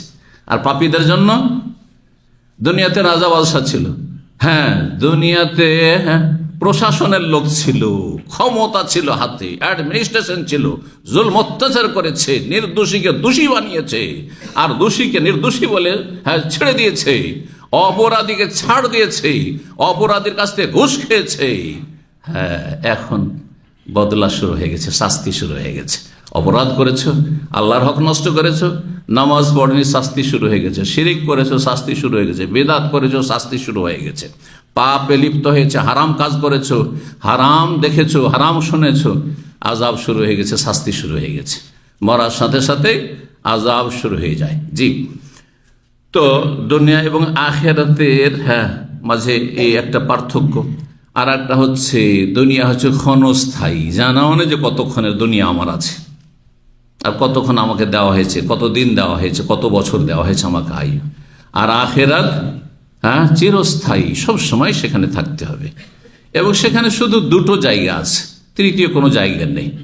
জান্নাত এবং জাহান্নাম। জান্নাত যদি না পান তাহলে কোথায় যেতে হবে? জাহান্নাম। যে তৃতীয় কোনো স্থান নেই, কোনো স্থান নেই। কিন্তু দুনিয়াতে মেলা স্থান আছে। বাংলাদেশ আছে, বাংলাদেশের মানুষ, হ্যাঁ, যদি বাংলাদেশে না থাকি তো এই তো প্রবাসে সারা জীবন হয়তো এখানেই কাটিয়ে দিলাম, অনেকে কাটিয়ে দিচ্ছেন এখানে। আমার এখানেও পোষারে চলে গেলে ওখানে তো মালয়েশিয়া, আমাদের কিছু ভাইয়েরা মালয়েশিয়ায় থাকতে এখন এখানে থাকছে। আবার এখানে থাকতো, এখানে জামেল কোম্পানিতে একজন ছিল, হঠাৎ করে মালয়েশিয়াতে ফোন দিচ্ছে, বলছে আমি মিজান। কোন মিজান? বলছে ওই যে জামেল ছিলাম। সুবহানাল্লাহ। জি হ্যাঁ, এখন আছে। বিভিন্ন জায়গায় বক্তব্য করতে যাই, দেখে গিয়ে বাহরাইনে গিয়ে দেখি ওই দাম্মামে যে ছিল এক সময় আমার দার্সে আসতো, ওখানে বাহরাইনে মজুদ আছে। দুবাইতে গিয়ে দেখি যে ওইখানে ওই দাম্মামে ছাত্র ছিল, ওখানেও আছে। ও জিজানে গিয়ে দেখছি, আরে তুমি এখানে বলছো আমি এখানে এখন কাজ করি। সুবহানাল্লাহ। মেলা জায়গা আছে দুনিয়াতে থাকার, মেলা জায়গা আছে। এখানে পোষাইলো না সেখানে চলে গেলাম, এখানে ভালো হইলো না, অনুকূল হইলো না, প্রতিকূল অবস্থা, চলে গেলাম অন্য জায়গায়। আমাদের ইসলামী সেন্টারে এক সময় সিডি সেকশনে চাকরি করেছে, এখন লিবিয়াতে আছে। আর একটা ছেলে এখানে সেন্টার আসতো, আর এ প্রকার কাজ করতে এখানে শুনলাম যে ইটালি পৌঁছে গেছে। কথা বলছেন না? ওই লিবিয়া থেকে করতে করতে সমুদ্র পার হয়ে, হ্যাঁ, পৌঁছে গেছে, ইটালি পৌঁছে গেছে। বুঝতে পারছেন? তো দুনিয়াতে মেলা জায়গা, কিন্তু আখেরাতে এখন থেকে চিন্তা করে নিতে হবে। এই কর্মজগতে আপনাকে সিদ্ধান্ত নিতে হবে, সিদ্ধান্ত আপনার হাতে, যে জান্নাতে যাবেন না জাহান্নামে যাবেন। তৃতীয় কোনো জায়গা নেই। বিশ্বাস আছে? বিশ্বাস যদি থাকে তো ফরজ অজেবে কোনো কমতি করবেন না। শুনে রাখতে পারেন, 5 ওয়াক্ত সালাতে কোনো কমতি করবেন না। 5 ওয়াক্ত নামাজ ফজর সহ যদি ঠিক হয়ে যায়, তাহলে রোজা রমজানের ওয়াজ আমাকে করতে হবে না, আপনি অন্যকে করবেন। যাকাত দেওয়ার জন্য আমাকে বলতে হবে না, হজ করার জন্য বলতে হবে না যে তাড়াতাড়ি হজ করেন, যেহেতু আপনি ফজর পড়ছেন এত কষ্ট করে। ফজর পড়া নামাজি অন্য ফরজ ছাড়তেই পারে না। বোঝা গেছে কিনা? আল্লাহ যেন সত্যিকারের মুমিন মুসলিম হওয়ার তৌফিক দান করেন। কর্মজগৎ থেকে, এখান থেকেই সম্বল আখেরাতে নিয়ে যেতে। সম্বল এখানে আছে, বদলা প্রতিদান ওইখানে আছে। ওখানে গিয়ে যদি বলেন যে আল্লাহ তোমাকে একটা সেজদা করবো শুধু তোমাকে রাজি করার জন্য, কোনো সুযোগ আছে? একটা সেজদা করবো আল্লাহ, আল্লাহ তোমার কাছে একবার শুধু তওবা করবো, আদম আলাইহিস সালামের দোয়া পড়বো, আল্লাহ একবার ইউনূস আলাইহিস সালামের দোয়া পড়বো, লা ইলাহা ইল্লা আনতা সুবহানাকা ইন্নী কুনতু মিনাজ, সুযোগ আছে? আল্লাহ একবার তওবা রব্বের জীবন, একবার শুধু 1 মিনিটের জন্য দুনিয়ায় ফিরিয়ে দাও, কালমা পড়বো, ভালো মানুষ হবো, জান্নাত পেয়ে যাবো। আল্লাহ দেবেন? আল্লাহ বলেন কাল্লা, কোশ্চিন কালেও না, হবে না। কর্মজগৎ শেষ হয়ে গেছে। হ্যাঁ, কাজ করার সময় শেষ হয়ে গেছে তোমার। আল্লাহ যেন আমাদের বোঝার তৌফিক দান করেন, সংশোধনের তৌফিক দান করেন। দুনিয়া এবং আখেরাতের উপমা ইমাম বুখারী রাহিমাহুল্লাহ বলছেন, আখেরাতের তুলনায় আখেরাতের সামনে দুনিয়ার, হ্যাঁ, দৃষ্টান্ত। ওয়াকাউলিহি তাআলা, মহান আল্লাহর বাণীর তাৎপর্য বা তাফসীর সম্পর্কে মহান আল্লাহ বলছেন, ইন্নামাল হায়াতুদ দুনিয়া লাইবুন ওয়া লাহউন, নিশ্চয়ই পার্থিব দুনিয়া, পার্থিব জগৎ, আল হায়াত মানে, হ্যাঁ, কি? জীবন। আর দুনিয়া মানে দুনিয়া, তো পার্থিব জীবন, দুনিয়ার জীবন হচ্ছে লাইবুন ওয়া লাহউন, খেল তামাশা, ক্রীড়া কৌতুক। আর কি? ওয়াজিনাতুন, শোভা সৌন্দর্য, জাগ জমক শুধু। হ্যাঁ, পয়সা আছে, আমোদ ফুর্তি চলছে, হ্যাঁ, ভালো গাড়ি আছে, আর আপনি ভালো দামি লেটেস্ট মোবাইল আছে, ব্যাস। হ্যাঁ, আর হ্যাঁ, বাড়ি ঘর আছে, ওই রকমের বাড়ি, একবারে ভিল্লা, খুব আয়সা আরাম করছেন আপনি। জি, ওয়াজিনাতুন, শোভা সৌন্দর্য। আর কি? ওয়াতাফাখুরুন ফিল আমওয়ালি ওয়াল আওলাদ, আর দুনিয়ার জগৎ হচ্ছে ছেলে মেয়ে নিয়ে, জনবল নিয়ে, আর ধন সম্পদ নিয়ে পরস্পরের সাথে, হ্যাঁ, গৌরব অহংকার প্রকাশ করা, যে আমার 9 ছেলে মেয়ে, আমার ছেলেমেয়েরা এই হয়েছে, ও বলছে আমার ছেলেরা এই হয়েছে। কথা বুঝতে পেরেছেন? তাফাখুরুন, হ্যাঁ, শুধু গৌরব আর অহংকার। ফিল আমওয়ালি ওয়াল আওলাদ, অধিকাংশ মানুষের অবস্থা আখিরাত নিয়ে চিন্তা না, দুনিয়াকে কি করলো। বড় আজকাল সুখী পরিবার, আমাদের দেশের বাংলা ভাষায় সুখী পরিবারের কথাটি যে কোনো অনুষ্ঠান খুব আলোচনা হয়, যে কার সুখী পরিবার, বলে অমুকের পরিবারটি খুব সুখী পরিবার। কেন সুখী ভাই? একজনও নামাজি নাই, আল্লাহ একজনও নামাজি না, বুঝতে পারছেন না?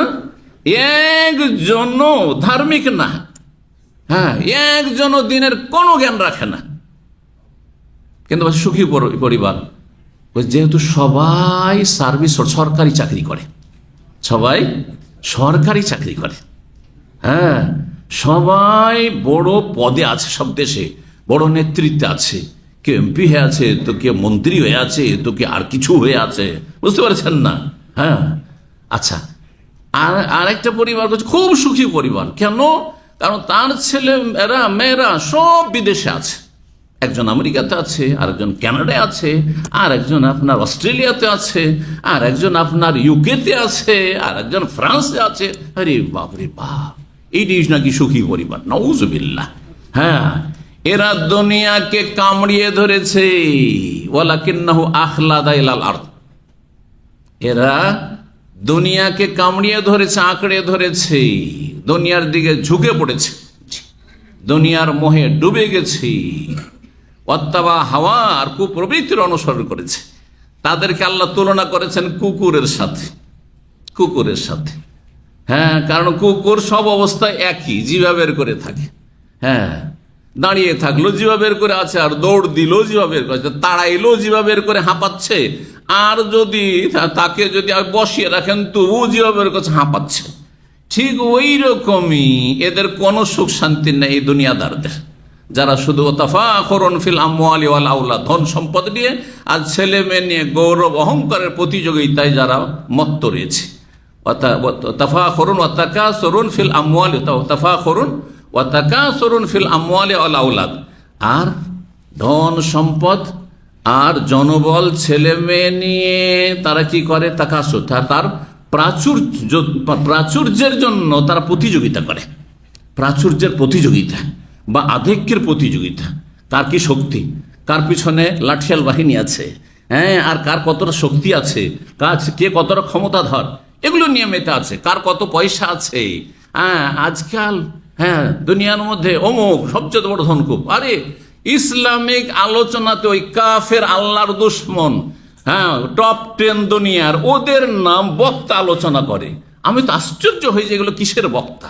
আর এসব বক্তাকে জাহেল সমাজ ডাকে, এই জাহেল বক্তাগুলিকে জাহেল সমাজ ডাকে। এরা দিন শিখতে ডাকে, এরা টাইম পাস করে আর আপনাদের পকেট ছেড়ে টাকা পয়সা দিয়ে যায়। যেমন সমাজ তেমন সমাজের হ্যাঁ অবাঞ্ছিত বক্তা। আল্লাহ বুঝার তৌফিক দান করে।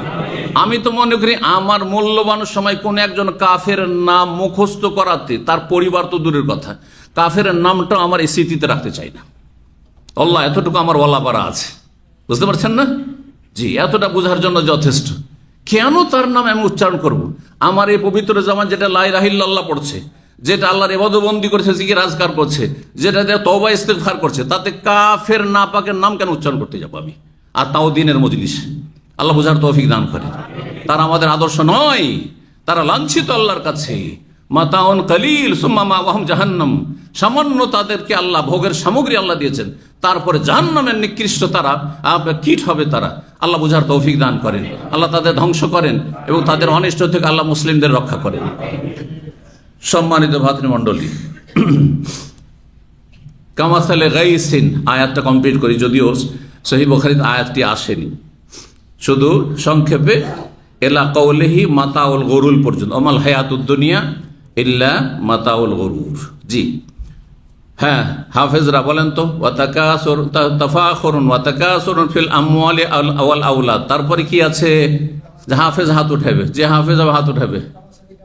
কামাসালে গাইসিন আজাবাল কুফারা নাবাতু, হ্যাঁ, যেমন হ্যাঁ মেঘ বৃষ্টি, গাইস বৃষ্টি, আল্লাহুম্মা আনজিল আনাল গাইস, আল্লাহুম্মা আগিসনা, আল্লাহুম্মা আগিসনা বলছে না? তো মাতার মানও বৃষ্টি হয়, আর গাইস মানও কি হয়? বৃষ্টি হয়।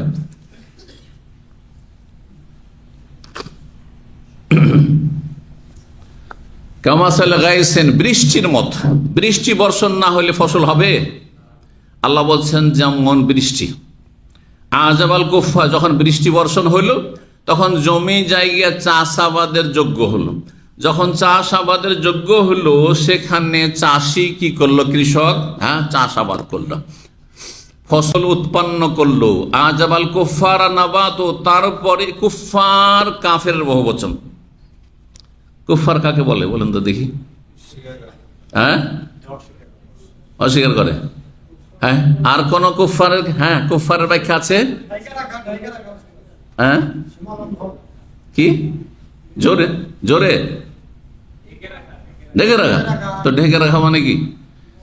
আজাবাল কুফারা এখানে অর্থ কি? দুটোই অর্থ তাফসীর করা হয়েছে। একটি হচ্ছে এখানে কাফারা একফর মানে ঢেকে রাখা। তো যারা কাফের, ইসলামকে অমান্যকারী, ইসলাম অস্বীকারী, ইসলামে বিশ্বাসী নয়, বা ইসলাম নষ্ট করেছে, জন্মসূত্রে মুসলিম হয়ে ইসলাম নষ্ট মুরতাদ হয়েছে, তাদেরকে কাফের বলা হয়, তাই না?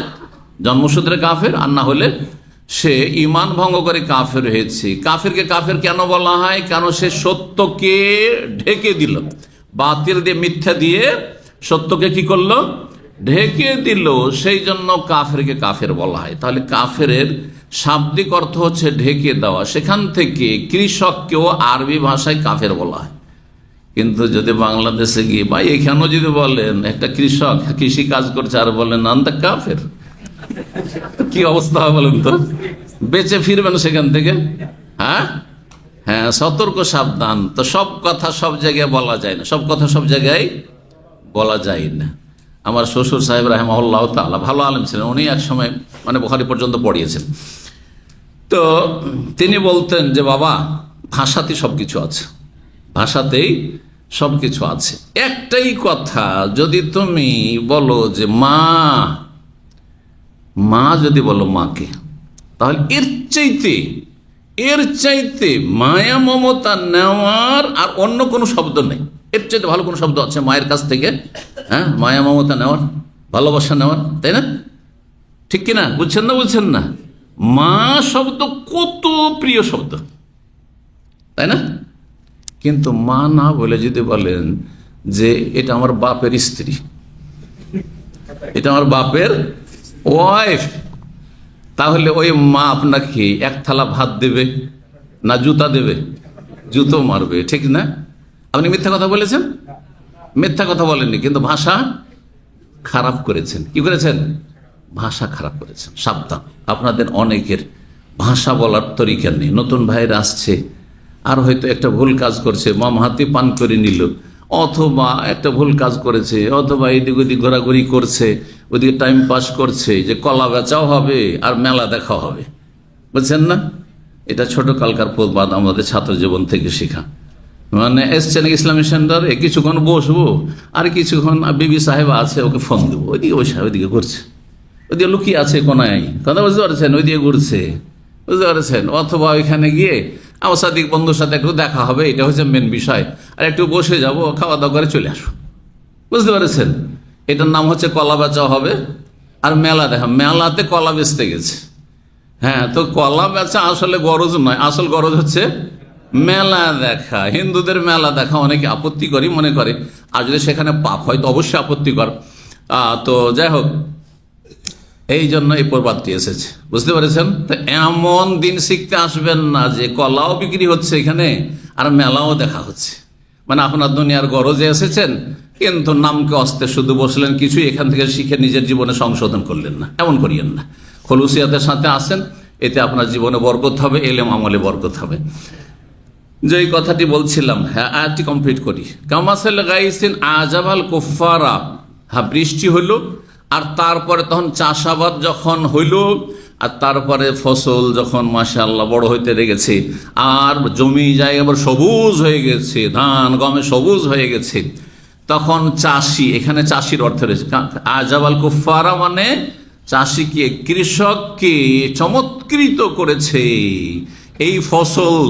হ্যাঁ হ্যাঁ, যে উৎপন্ন হয়েছে, আনাবাত মানে এই যে তার ফসল যে উৎপাদিত হয়েছে, যখন ফসল উৎপন্ন হইল আর জমি ভরা ফসল, এই ফসল দেখে সে বড়ই খুশি, আনন্দিত হয়েছে। তারপরে কি হয়? সবুজের পরে কি হয়ে যায়? সুম্মা ইয়াহিজু ফাতারাহু মুসফাররান সুম্মা ইয়াকুনু হুতামান ওয়া ফিল আখিরাতি আযাবুন শাদীদুন ওয়া মাগফিরাতুম মিনাল্লাহি ওয়া রিদওয়ান ওয়া মাল হায়াতুদ দুনিয়া ইল্লা মাতাউল গুরুর। আমি কিন্তু হেফজখানার হাফেজ না, কি বুঝলেন? আর এই নয় যে আপনাদেরকে আয়াতটি শোনাবার জন্য আমি হেফজ করে এসেছি, তাও করে আসিনি, কিন্তু আমি হাফেজ, বুঝতে পারছেন না? কিন্তু হেফজখানায় বসে বসে হেফজ করেনি। এইরকম হেফজ করেন আর মুখস্থ রাখেন, যাতে আপনার প্রয়োজনে মাসলা মাসাইল বলার সময় কাজে আসে। এইটা আসল হাফেজ, কথা বুঝতে পেরেছেন?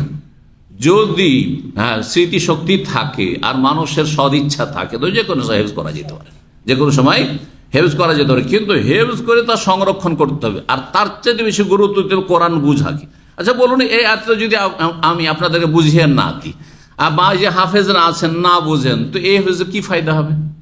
কিন্তু এই আয়াতের তাফসীর যদি বুঝে নেন তো দুনিয়ার গুরুত্ব আপনার কাছে কমে আসবে, আখিরাত গুরুত্ব আপনার কাছে বৃদ্ধি পাবে। আখিরাতের জন্য আপনি মেহনত পরিশ্রম করা শুরু করবেন, দুনিয়ার মেহনতকে কমিয়ে দেবেন। আপনি পার্ট টাইম বাদ দেবেন, আপনি ওভার টাইম বাদ দেবেন, আড্ডা দেওয়া বাদ দেবেন, দিন শিখবেন, আমল করবেন, মসজিদে বসে থাকবেন, ইসলামী সেন্টারে বসে থাকবেন। বোঝা গেছে না? শোনেন তাহলে, যখন ফসল মাশাআল্লাহ জমি ভরা ফসল, আজাবাল কুফারা নাবাতু, চাষিকে, আর কেউ বলেছে যে এইখানে কাফের মানে কাফের, তো কাফেররাও তো কৃষি কাজ করে, সেজন্য বলা হয়েছে কাফের অমুসলিমের আপনার বা কোনো কাফের নাস্তিকের জমির ফসল রয়েছে, খুব মজা লাগছে, কারণ দুনিয়াটাই তার টার্গেট, তাই না? এই জন্য আমাদের দেশের অনেক কৃষকরা বন্যার সময় জমির ফসল যখন ডুবে সব ধ্বংস হয়ে যায় তখন আত্মহত্যা করে। ঘটনা জানেন না? জানেন না? আমি কিন্তু আমার লাইফে জানি। এইরকম লোক আমাদের অঞ্চলে হয়েছে যে সব ডুবে যখন ধান সব শেষ হয়ে গেল, অথচ ধান পাকতে যাচ্ছে, তখন নিজে আত্মহত্যা করে নিল। যে এত টাকা খরচ করে ঋণ কর্জা করে জমির ফসল করলাম, জমি আবাদ করলাম, আর কিছুই পেলাম না, সব শেষ হয়ে গেল, বেঁচে থাকার লাভ কি? কেমন করে ঋণ পরিশোধ দিল? আত্মহত্যা করে। আউযুবিল্লাহ। আজমাল কুফারা নাবা সুম্মা ইয়াহিজ, ধীরে ধীরে এই সবুজ ফসলের অবস্থা কি হয়? জমির ফসল সুম্মা ইয়াহিজ, ইয়াহিজের দুটো অর্থ করা হয়েছে। একটা হচ্ছে তারপরে জমির ফসলগুলিও সবুজ, আপনার ফসলের গাছগুলি কি হয়ে যায়? শুকিয়ে যায়, শুকিয়ে যায়। আর একটি অর্থ হচ্ছে পেকে যায়। দুটো অর্থ ঠিক আছে। হাজা ইয়াহিজ মানে আসলে শুকিয়ে যাওয়া, কিন্তু শুকায় কখন? যখন পাকে, ধান পাকতে যাচ্ছে তখন কি হয়ে যায়? শুকিয়েও যায়। সবুজ গাছ কি হয়ে গেল? শুকিয়ে যায়। কেমন করে শুকায়? ধীরে ধীরে শুকায়, কিন্তু তারপরে সোম্মা এখন মুসফাররান, হলুদ বর্ণ হয়ে যায়। যে মুসফার, আসফার থেকে, আসফার মানে হলুদ, হলুদ হয়ে গেল, সবুজ থেকে হলুদ হয়ে গেল। তারপরে কিছুদিন পরে ধান আর গমগুলি কি হয়ে গেল? এখন হোতামান, তারপরে চূর্ণ, শুকিয়ে চূর্ণ বিচূর্ণ হয়ে গেল, খড়কুটোয় পরিণত হয়ে গেল। কয়েকদিনের মধ্যে ফসল যদি জমি থেকে কেটে মেরে না নিয়ে আসেন, তাহলে সব সেখানে নষ্ট হয়ে যাবে, ভেঙে চূর্ণ বিচূর্ণ সব নষ্ট হয়ে যাবে। হবে না? হবে না? জি, এইরকমটা হচ্ছে দুনিয়া। দুনিয়া দেখেন, একটা অল্প বয়সের ছেলে দেখেন, এই ছেলেটা মাশাআল্লাহ, এটা হচ্ছে সবুজ ফসল। এই যে ছেলেগুলো ধরেন মাশাআল্লাহ তাবারাকাল্লাহ, অল্প বয়সী যেগুলো হচ্ছে কি, আমরাও ছিলাম এক সময়, সবুজ ফসল ছিলাম না? ছিলাম না? দেখতে কত সুন্দর লাগছে, এক বয়সে নিমসা বালক, এখন মোটামুটি ধরেন, অথবা ছোট ছোট ছেলে দেখতে কত সুন্দর, আলাদা করতে কত ভালো লাগে। আর তারপরে তখন এই যে দাড়ি টাড়ি হয়ে গেছে, আর তারপর তখন এখন পেকে গেছেন, 40 বছর বয়স, তার মানে এখন কি হয়ে গেছেন? পেকে গেছেন, এখন হলুদ বর্ণ। এখন আরো সবুজ রং নেই, কিন্তু ওই আকর্ষণ চেহারাতে নেই যে আকর্ষণ যৌবনকালে ছিল। আর তারপরে তখন পেকে যাওয়ার পরে 40-এর পর যখন 50-60 হয়েছে, সময় এখন হতামান, এখন চূর্ণ বিচূর্ণ হইতে যাচ্ছেন, এখন আর শরীর চলেন না। যেখানে সেখানে শরীরের ব্যথা, উঠতে পারেন না, বসতে পারেন না, কথা বলতে কষ্ট হচ্ছে, সিঁড়ি উঠতে কষ্ট হচ্ছে, হচ্ছে না? হচ্ছে না? বোঝা উঠাইতে কষ্ট হচ্ছে, খেতে পারছেন না সামনে ভালো ভালো খাবার, কারণ পয়সা হয়েছে 50-60 বছর বয়সে। অধিকাংশ মানুষের অবস্থা আজকাল জানেন, যে যখন খাওয়ার বয়স ছিল তখন পয়সা ছিল না, আর যখন পয়সা হয়েছে এখন ভালো ভালো খাবার সামনে, চোখ দিয়ে পানি আসছে, কিন্তু খেতে পারছে না। মিষ্টি খেলে সুগার বাড়বে, সুগারের রুগী, আর এদিকে গরুর গোস্ত খেলে প্রেশার বাড়বে, আর খাসির গোস্ত খেলে প্রেশার বাড়বে। কি খাবে? সব চর্বি, সব বাদ দাও, হ্যাঁ, ডায়েট কন্ট্রোল করো। হাই রে হাই, এর নাম দুনিয়া। তারপরে চূর্ণ বিচূর্ণ হঠাৎ করে কি হয়ে গেল? হ্যাঁ, হঠাৎ করে শেষ, মালাকুল মত চলে আসলে, নিয়ে চলে গেল। এ হচ্ছে দুনিয়ার মূল্য। জি, মানুষের আয়ুকে 4 ভাগে ভাগ করা হয়েছে আরবিতে। মানুষের আয়ুকে, এটাও শুনে নেন, হাদিস আজকে কমই পড়াই, শুনেন, 4 ভাগে ভাগ করা হয়েছে। হ্যাঁ, বাংলাতে প্রথম শোনান, তারপরে বাংলাতে কয় ভাগে ভাগ করা হয়েছে কেউ বলতে পারেন? বাংলাতে একটাকে বলা হচ্ছে হ্যাঁ কিশোর জীবন, হ্যাঁ ছোট শিশু না, অত করে ভাগ করলে একটা হচ্ছে দুধ পান করার জীবন, তারপরে হচ্ছে কিশোর জীবন, তারপরে যৌবন, হ্যাঁ, তো মেলাগুলো হয়ে যাবে। আমি অত সময় নেই আমাদের কাছে, আমরা মোটা মোটা দাগে প্রথম জীবনটা হচ্ছে হ্যাঁ কি জীবন? হ্যাঁ, বাল্য জীবন। সোজা কি জীবন? বাল্য জীবন, একবারে সাবালক হওয়ার আগ পর্যন্ত বাল্য জীবন। কতক্ষণ পর্যন্ত? একটা ছেলের 15 বছর পর্যন্ত, ঠিক না? বাল্য জীবন। তারপরের জীবন সিন্নুস্বাব, তারপরে যৌবন, যুবক তখন বলা হচ্ছে। 30 বছরও যুবক, হ্যাঁ বলা হচ্ছে। 25 বছরও যুবক বলা হচ্ছে। কত বছর পর্যন্ত যুবক বলবেন? হ্যাঁ, আচ্ছা, তারপরে কি বলবেন? 40 বছর বৃদ্ধ দিলেন, বৃদ্ধ করে, হ্যাঁ, তাহলে তো সবই বৃদ্ধ এগুলো। হ্যাঁ, অধিকাংশ 40-এর ওপরে আছেন আমার সামনে, হ্যাঁ, তাহলে সবকে বুড়ো বানিয়ে দিলেন নাকি? না, মোটেই না। তারপরে একটা সময় আছে, কিন্তু বাংলাতে নেই। বাংলাতে হ্যাঁ হ্যাঁ তারপরে মানুষকে বৃদ্ধ বলছে, তাহলে 50 বছর পরে যেতে হবে। 50 বছর পরে এখন বার্ধক্য আসতে লাগছে, যদি এইভাবে ভাগ করেন তো, ঠিক না? এই জন্য 3 ভাগ না করে 4 ভাগ আমি বলেছি। আরবিতে 4টি ভাগ আছে মানুষের আয়ুর, 4টি ভাগ। একটি হচ্ছে সিন্নু তফুলা। সিন্নু তফুলা, তিফুল মানে শিশু, শৈশব, শৈশব বা বাল্য জীবন। জি, বাল্য জীবন 14 বছর পর্যন্ত শেষ। 15 বছর হলে সাবালক হয়ে গেল। এখন এই 15 বছর থেকে নিয়ে 35 পর্যন্ত আরবরা বলে যে এটা হচ্ছে সিন্নুস্বাব। 35 পর্যন্ত হ্যাঁ যৌবনকাল, স্বভাব। 35 পার হয়ে যখন চলে গেলেন, তখন এখানে 35 থেকে শুরু করে 50 পর্যন্ত কত বছর? 15 বছর। এই 15 বছর হচ্ছে সিন্নুল, হ্যাঁ, কে বলতে পারে? মাদ্রাসা পড়া কি বলে? না, রসুল না, না, শেখু খান মানে তো একবার বার্ধক্য। হ্যাঁ, কোরআনে আছে শব্দটি, কিন্তু ওয়ায়ুকাল্লিমুন নাসা ফিল মাহদি ওয়া কাহলান।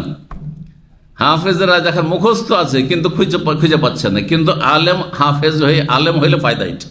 এবার বুঝতে পেরেছেন যে আগে আলেম হওয়া লাগবে না, আগে হাফেজ হওয়া লাগবে?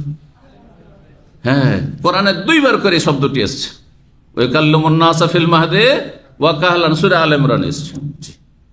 ঈসা আলাইহিস সালাম সম্পর্কে, যে ঈসা আলাইহিস সালাম হ্যাঁ মায়ের কোলে বা দোলনাতেও কথা বলেছেন, হ্যাঁ, যখন বাকশক্তি মানুষের ফুটে না তখনও।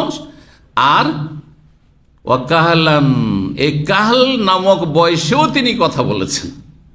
কারণ অনেকের একটু বয়স বাড়লে কি হয়ে যায়? বোবা হয়ে যায় না, তখনও তিনি কথা বলেছেন ওয়াকাহলান। আর তার বেশি তিনি বার্ধক্যে পৌঁছাননি, তার আগে আল্লাহ উঠিয়ে নিয়েছেন। সেই জন্য বার্ধক্যের কথা, সেই হুকার কথা আল্লাহ বলেননি। এই বয়সটাকে বলা হয় সিন্নুল কহুলা বা সিন্নুল কহুলা, কাহল থেকে কহুলা। এটা হচ্ছে, এটাকে বাংলাতে এভাবে ব্যক্ত করা যেতে পারে, যা অনুবাদকরা করেছে, বয়োবৃদ্ধ।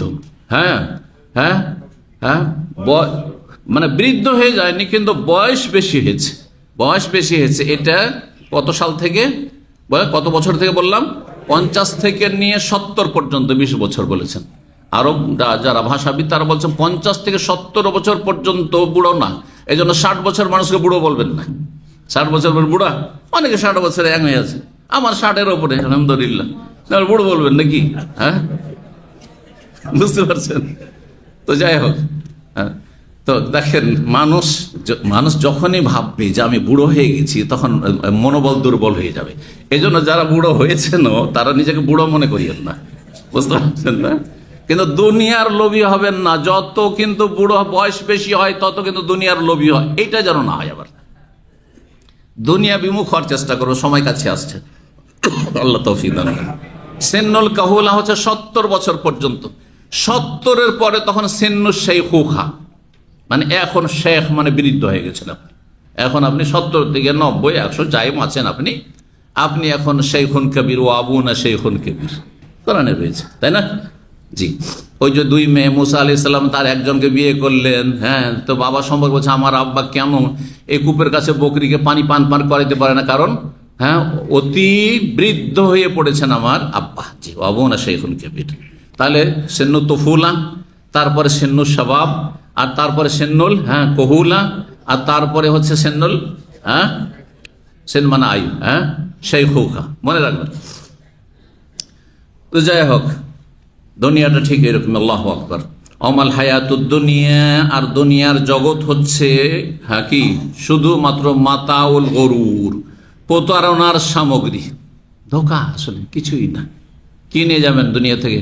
মরবেন তখন কিছু নিয়ে যেতে পারবেন? আমি আজকে জুমার দিনে চিন্তা করছিলাম যে আমার যে এতগুলি জামা কাপড়, জুব্বা, আর বিভিন্ন রকমের এত কাপড়, বীজ তো আর কত কি, অনেক জিনিস আছে ব্যবহার করার সময়ই পাই না, কারণ ব্যবহার করার সময়ই নেই হয়তো, কারণ ওটা ওই সিজনাল ব্যবহার হবে। যেমন বীজটা তো এইখানে পরে আসা হয় না, বাইরে প্রোগ্রামে গেলে হয়। আর তারপরে এমন কিছু পোশাক আছে যেগুলো হয়তো মাঝে মধ্যে কখনো হয়, বুঝতে পারছেন। এক্ষুনি যদি আমি আজকে জুমার আগে কথাটি মনে পড়েছে, এক্ষুনি যদি দুনিয়া থেকে চলে যায়, তো আমার এই কাপড়গুলো একটা নিয়ে যেতে পারবো? টাকা তো দূরের কথা, পয়সা সোনা দানা তো দূরের কথা, একটা কাপড় জুব্বা নিয়ে যেতে পারবো? একটা রুমাল নিয়ে যেতে পারবো? এগুলো পারবেন? তাহলে এত কেন দুনিয়া করছে? এত কেন পয়সার পিছনে ছুটছে আর মানুষের হক নষ্ট করছেন? আর অন্যের সাথে লেনদেন করতে গিয়ে হাত ভারী টাকা দিচ্ছেন না, আর অন্যের সাথে ব্যবসা বাণিজ্য করতে গিয়ে শুধু লসই দেখান।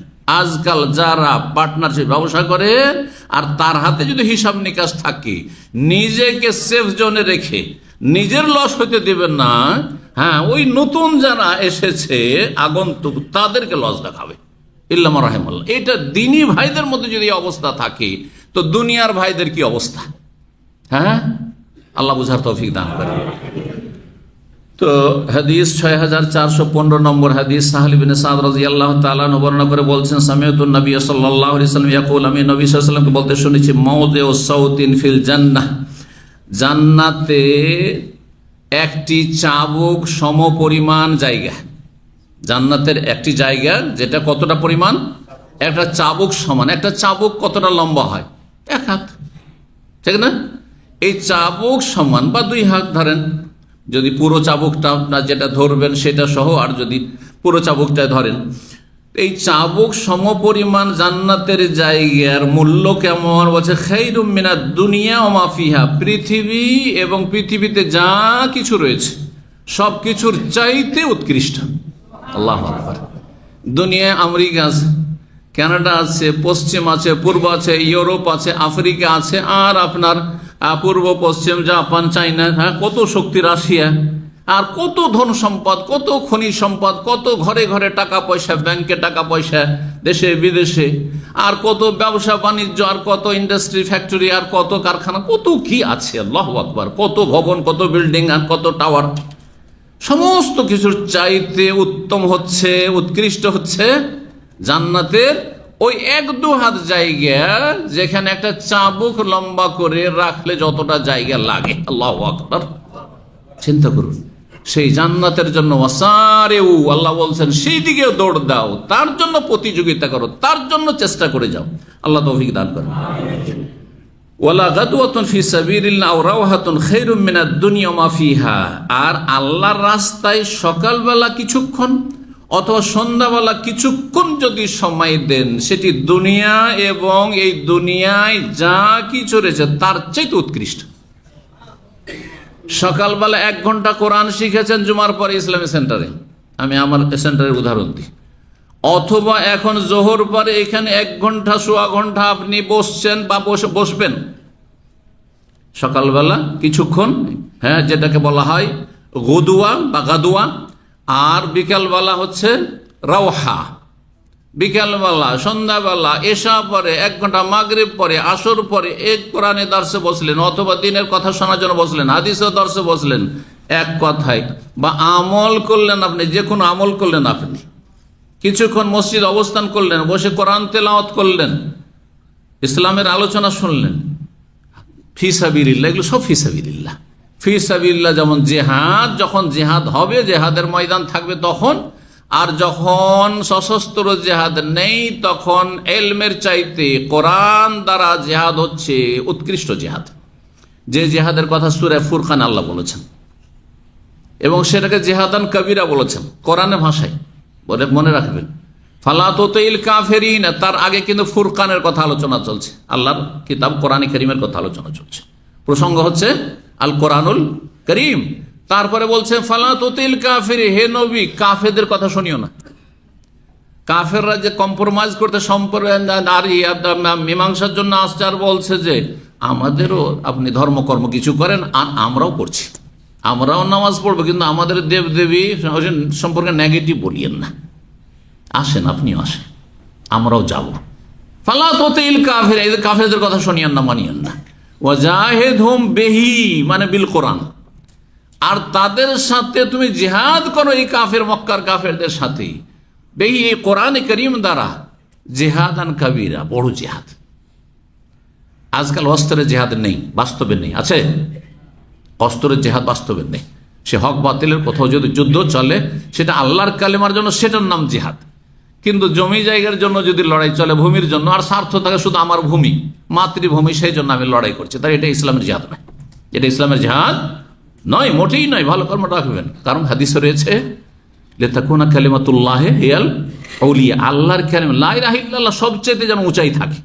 এটা যদি স্বার্থ থাকে, আল্লাহর দ্বীনের জন্য যদি হয় নিঃস্বার্থে, তাহলে তার নাম জিহাদ। তো জিহাদ আজকাল বাস্তবে নেই, আর জিহাদের জন্য শর্ত রয়েছে, সেসব শর্ত থাকতে হবে। সুতরাং তারপরে যে জেহাদ, যেই জেহাদের রাস্তা এখনো আলহামদুলিল্লাহ খোলা আছে, সেটা হচ্ছে দাওয়া ইলাল্লাহর জিহাদ, দিনের দাওয়াত দেওয়া, বেনামাজিকে নামাজি বানানো, ভালো মানুষকে আরো ভালো মানুষ বানানো, খারাপগুলিকে ভালো বানানো। জি, ভালোকে ভালো বানানো যাবে না। আপনি শুধু ফরজটা পড়েন, কিন্তু আপনি সুন্নত নফল পড়েন না, আপনাকে এগিয়ে নিয়ে আসতে হবে না। আপনি তাহাজ্জুদ পড়েন না, আপনাকে তাহাজ্জুদ ধরে এলাম, এটা দেওয়ার কাজ না, দিনের কাজ না, আপনি ভালো কাজে রাখলেন না আপনি। তারপরে অনেকে আছেন 5 ওয়াক্ত নামাজ দেশ থেকেই পড়তেন, কিন্তু বেদাত মিশানো পড়তেন। আপনি জানতেন না যে নামাজ পড়ার পরে সালাম ফিরে কপালে হাত দেয়, এটা বেদাত, এটা জানতেন না। অনেকে এখানে এসে করছে। নামাই তো গদ বাঁধা 6 মাসে 1 বছর শুধু নিয়তি মুখস্থ করেছেন, কারণ ভাষা তো বুঝেন না যে অটোমেটিক গিয়ার চেঞ্জ করে দিবেন আপনি, বুঝছেন না। সুতরাং মুখস্থ করেছেন সালাতুল জোহরে কোথায় বলতে হবে, সালাতুল আসরে কোথায় বলতে হবে, কোথায় ফরিজাতান লিল্লাহ বলতে হবে, কোথায় সুন্নাতান লিরাসূলিল্লাহ বলতে হবে, হ্যাঁ, কথা বোঝা গেছে, ইত্যাদি ইত্যাদি। তো এই যে বেদাতের নিয়ত মুখস্থ করার সময় নষ্ট করেছেন, আর ওইটাই দিয়ে নামাজ পড়ে যাচ্ছেন আপনি। এখন আপনাকে ইসলামিক সেন্টারমুখী করে বা দিন, এখান থেকে দিন শিখে যাবেন, পয়সার সাথে, হালাল রুজির সাথে দিন নিয়ে যাবেন এখান থেকে, সহি দিন, যেই দিনে শিরিক নেই, যেই দিনে বেদাত নেই, বেদাত মুক্ত নামাজ নিয়ে যাবেন। এগুলি দাওয়ার কাজ না, ওগুলি বড় জিহাদ। এই রাস্তা এখনো খোলা আছে আলহামদুলিল্লাহ, যদিও রাস্তায় এত সহজ নয়, রাস্তা খুব কঠিন। গান বাজনা করতে বাধা হয় না, বোঝা গেছে না, আর হারাম কাজ করতে বাধা হয় না, পাপ করতে, শুধু রাষ্ট্রবিরোধী পাপ করবেন না আপনি, সমাজ বিরোধী পাপ করবেন না আপনি, আর ব্যক্তি জীবনের পাপ মেলা চলছে, কোনো বাধা নিষেধ নেই। কিন্তু একটা মাহফিল করতে চান, হ্যাঁ, না না, বিভিন্ন রকমের বাধা বিপত্তি। সুতরাং এটা অত সহজ হয়ে নেই, কিন্তু আলহামদুলিল্লাহ তারপরও এ দাওয়া ইলাল্লাহর জিহাদান কবিরা, যে সূরা ফুরকান আল্লাহ বলেছেন, সেই রাস্তা খোলা আছে। সুতরাং এতে অবশ্যই আপনাকে অংশ নিতে হবে। সেটা আপনার এলেম থাকলে এলেম দিয়ে অংশ নেবেন, সময় থাকলে সময় দিয়ে অংশ নেবেন, অর্থ থাকলে অর্থ দিয়ে অংশ নেবেন। আল্লাহ রাব্বুল যেন সার্বিকভাবে আমাদেরকে দিনের খাদেম হিসাবে কবুল করেন, এবং যে যেখানে আছেন সেখান থেকে দিনের খেদমত আল্লাহ রাব্বুল আমাদের সকলকে করার তৌফিক দান করেন। আপনি যেখানে এলেম শিখছেন, এসে 1 ঘন্টা বসে থাকছেন, এটা আল্লাহ দিনের খেদমত করা, এটা আল্লাহ দিনের খেদমত করা, আল্লাহ যেন তৌফিক দান করে। এটা আপনি ভাববেন না যে আমি তো কিছুই করতে পারি না, না আপনি করতে পারছেন। গরিব মানুষ, একটা পয়সা খরচ করতে পারবেন না আপনি এই দিনের দাওয়াতের কাজে, কিন্তু আপনি এখানে 1 ঘন্টা সময় দিতে পারবেন আপনি। আলহামদুলিল্লাহ, এটা আপনার বড় সহযোগিতা, আল্লাহর দিনে একটা অংশ আপনার আছে। জি, তারপরে অধ্যায় নম্বর 3 বলছে বাবু কওলিন নবী সাল্লাল্লাহু আলাইহি ওয়াসাল্লাম, নবী সাল্লাল্লাহু আলাইহি ওয়াসাল্লাম বাণী সম্পর্কে নবী সাল্লাল্লাহু বলেন, কুন ফিদ দুনিয়া কান্নাকা গরীবুন আও আবিরু সাবিল। নবী সাল্লাল্লাহু আলাইহি ওয়াসাল্লাম একবার আব্দুল্লাহ বিন ওমরকে বললেন, সরাসরি তাকে সম্বোধন করে আর পরোক্ষভাবে সমস্ত সাহাবায়ে কেরামকে, আমাদেরকে, কিয়ামত পর্যন্ত সকল মানুষকে, হে মানুষ, বিশেষ করে হে মুসলিম যে আল্লাহ পরকালে বিশ্বাসী, দুনিয়ায় তুমি অবস্থান করো এমন ভাবে যে যেন তুমি একজন মুসাফির বা প্রবাসী। প্রবাসী কেমন বাস করে একটু আগেই তো বললাম। হ্যাঁ, রুমে কত কষ্ট করে থাকছেন, এক রুমে কতজন থাকছেন, হ্যাঁ, একটু বসার জায়গা নেই, বন্ধু বান্ধবকে নিয়ে রুমে নিয়ে আসাই যাবে না, এমন জায়গা আছেন ভাই রুম দেখাইতে পারবো না রে ভাই, আছি তো অমুক যা তো শিকতি দেখা হবে, চল চলো ইসলামী সেন্টারে দেখা হবে, রুমে ঢুকাইতে পারবো না। হ্যাঁ, বুঝছেন, পারবেন আমাকে নিয়ে? অধিকাংশই পারবেন না আমাকে আপনার রুমে নিয়ে। বলছেন শেখ আমার রুমে আপনারা যাওয়া যাবে না, হ্যাঁ চলেন হোটেলে যাই বলবেন, কিন্তু আমাকে হোটেলে কেউ পাই না, ভাববেন না যে হোটেলে বললে পাই যাবেন, অত সহজ। হ্যাঁ, তো কথা হচ্ছে যে যেমন প্রবাস জীবন বলছে না, প্রবাসী যদি আখেরাতের মূল্য না বুঝে তাহলে আর অন্য কে বুঝবে কি করে? নবী সাল্লাল্লাহু আলাইহি ওয়াসাল্লাম বলছেন, দুনিয়া এমন ভাবে তুমি থাকো, কোন মানে থাকো, অবস্থান করো, কান্নাকা যেমন জানো তুমি গরীবুন, একজন মুসাফির, একজন প্রবাসী, একজন আগন্তুক। যখন নতুন একজন প্রবাসী বিদেশে যারা নতুন সদ্য এসেছেন, কয়েকজনকে দেখলাম, আমাদের ভাইয়েরা এসে পরিচয় করেন, তো নতুন এসেছেন, ভালো লাগছে? মোটেই ভালো লাগবে না, মোটেই ভালো লাগবে না, কারণ আপনি বাপ মা ছেড়ে এসছেন, অনেকে বিবাহিত স্ত্রী ছেড়ে এসছেন, অনেকের ছেলে মেয়ে আছে, ছেলে মেয়ে ছেড়ে এসছেন, আর বন্ধু বান্ধব, স্কুল মাদ্রাসার লাইফ থেকে বন্ধু বান্ধব, আত্মীয় স্বজন, কত কাকে যে ছেড়ে এসেছেন, আর তার মাতৃভূমি ছেড়ে এসেছেন, মোটেই ভালো লাগছে না। খাওয়া দাওয়া আলাদা, এখানকার পরিবেশ আলাদা, কিচ্ছু ভালো লাগছে না, মন লাগাতে 2-4-6 মাস লাগে, বুঝছেন না? জি, এটা হচ্ছে মানুষের স্বভাব, ওই রকমই। মন চাইবে এখানে থাকতে, মন চাইছে না প্রথম, কিন্তু এইখানে রোজগার আছে, সেজন্য আছে। মাসের বেতনের যে শুরু হয়ে গেছে, বেতন শুরু হয়ে গেছে, আসার পরে প্রবাসীরা কি করে, আরে রাত্রে 2-3টে এয়ারপোর্ট থেকে নেমে এসে সকালে ডিউটিতে এসে হাজির, এমন আজকে একটু রেস্ট করে নিতে, বলছে শেখ হাজিরা দিয়ে দিলাম, বেতনটা চালু হয়ে গেল। বুঝতে পারছেন, হাজিরা দিয়ে দিলাম, বেতনটা চালু হয়ে গেল, কাজ করতে পারি আর না পারি। করছেন না? করছেন না? সবাই করছেন, সবাই করছে, স্বাভাবিক। এসছি কিসের জন্য? রোজগারের জন্য। এই বেতনটা বন্ধ হয়ে যায়, তারপরে থাকবেন দাম্মামে, এমনকি মক্কা মদিনাও থাকবেন না। বুঝে যাক, বেতন আছে না আছে, কিন্তু মক্কা মদিনা সারা জীবনটা এখানেই থেকে যাবো, যাবো না বাড়ি। এমন কোনো বান্দা পাওয়া যাবে আপনাদের মধ্যে? কিছুদিন এবার বন্ধু উমরা করলাম, হ্যাঁ হজ হয়ে গেল, মদিনা 1 সপ্তাহ থাকলাম, আর থাকবো না, দেশে যাই। করবেন না? করবেন না? জি, ওই রকমই দুনিয়া করবেন না। দুনিয়া যতই চমৎকার হোক না কেন, দুনিয়ায় যত বড় ব্যবসা বিজনেস হোক না কেন, দুনিয়ায় যত পয়সাওয়ালা হয়ে যান না কেন, একসময় ছেড়ে চলে যেতে হবে। কারণ আগন্তুক আপনি, এখানে অপরিচিত মানুষ আপনি, এখানে কেউ আপনাকে জানে না, প্রবাস এটা। সুতরাং আপনি এখানে কখনো স্থায়ী থাকতে চাইবেন না, আপনার প্রিয়জনদের কাছে ফিরে যেতে চাইবেন, আর আপনার প্রিয়জন আম্বিয়া, সিদ্দিকিন, সোহাদা, সালেহিন জান্নাতে আপনার আগে চলে গেছেন, সেখানে যাওয়ার চেষ্টা করেন। আল্লাহ যেন তৌফিক দান করেন। আও আবেরু সাবিল, অথবা পথচারীর মতো। সাবিল মানে রাস্তা, পথ, আর আবারা আবর মানে পারাপার করা, অবুর, আবারা আবর মানে পারাপার করা। আও আবেরু সাবিল মানে পথচারী। এখান থেকে মক্কা যাচ্ছেন, আর যার উপর দেখে সাসকো পেট্রোল পাম্প।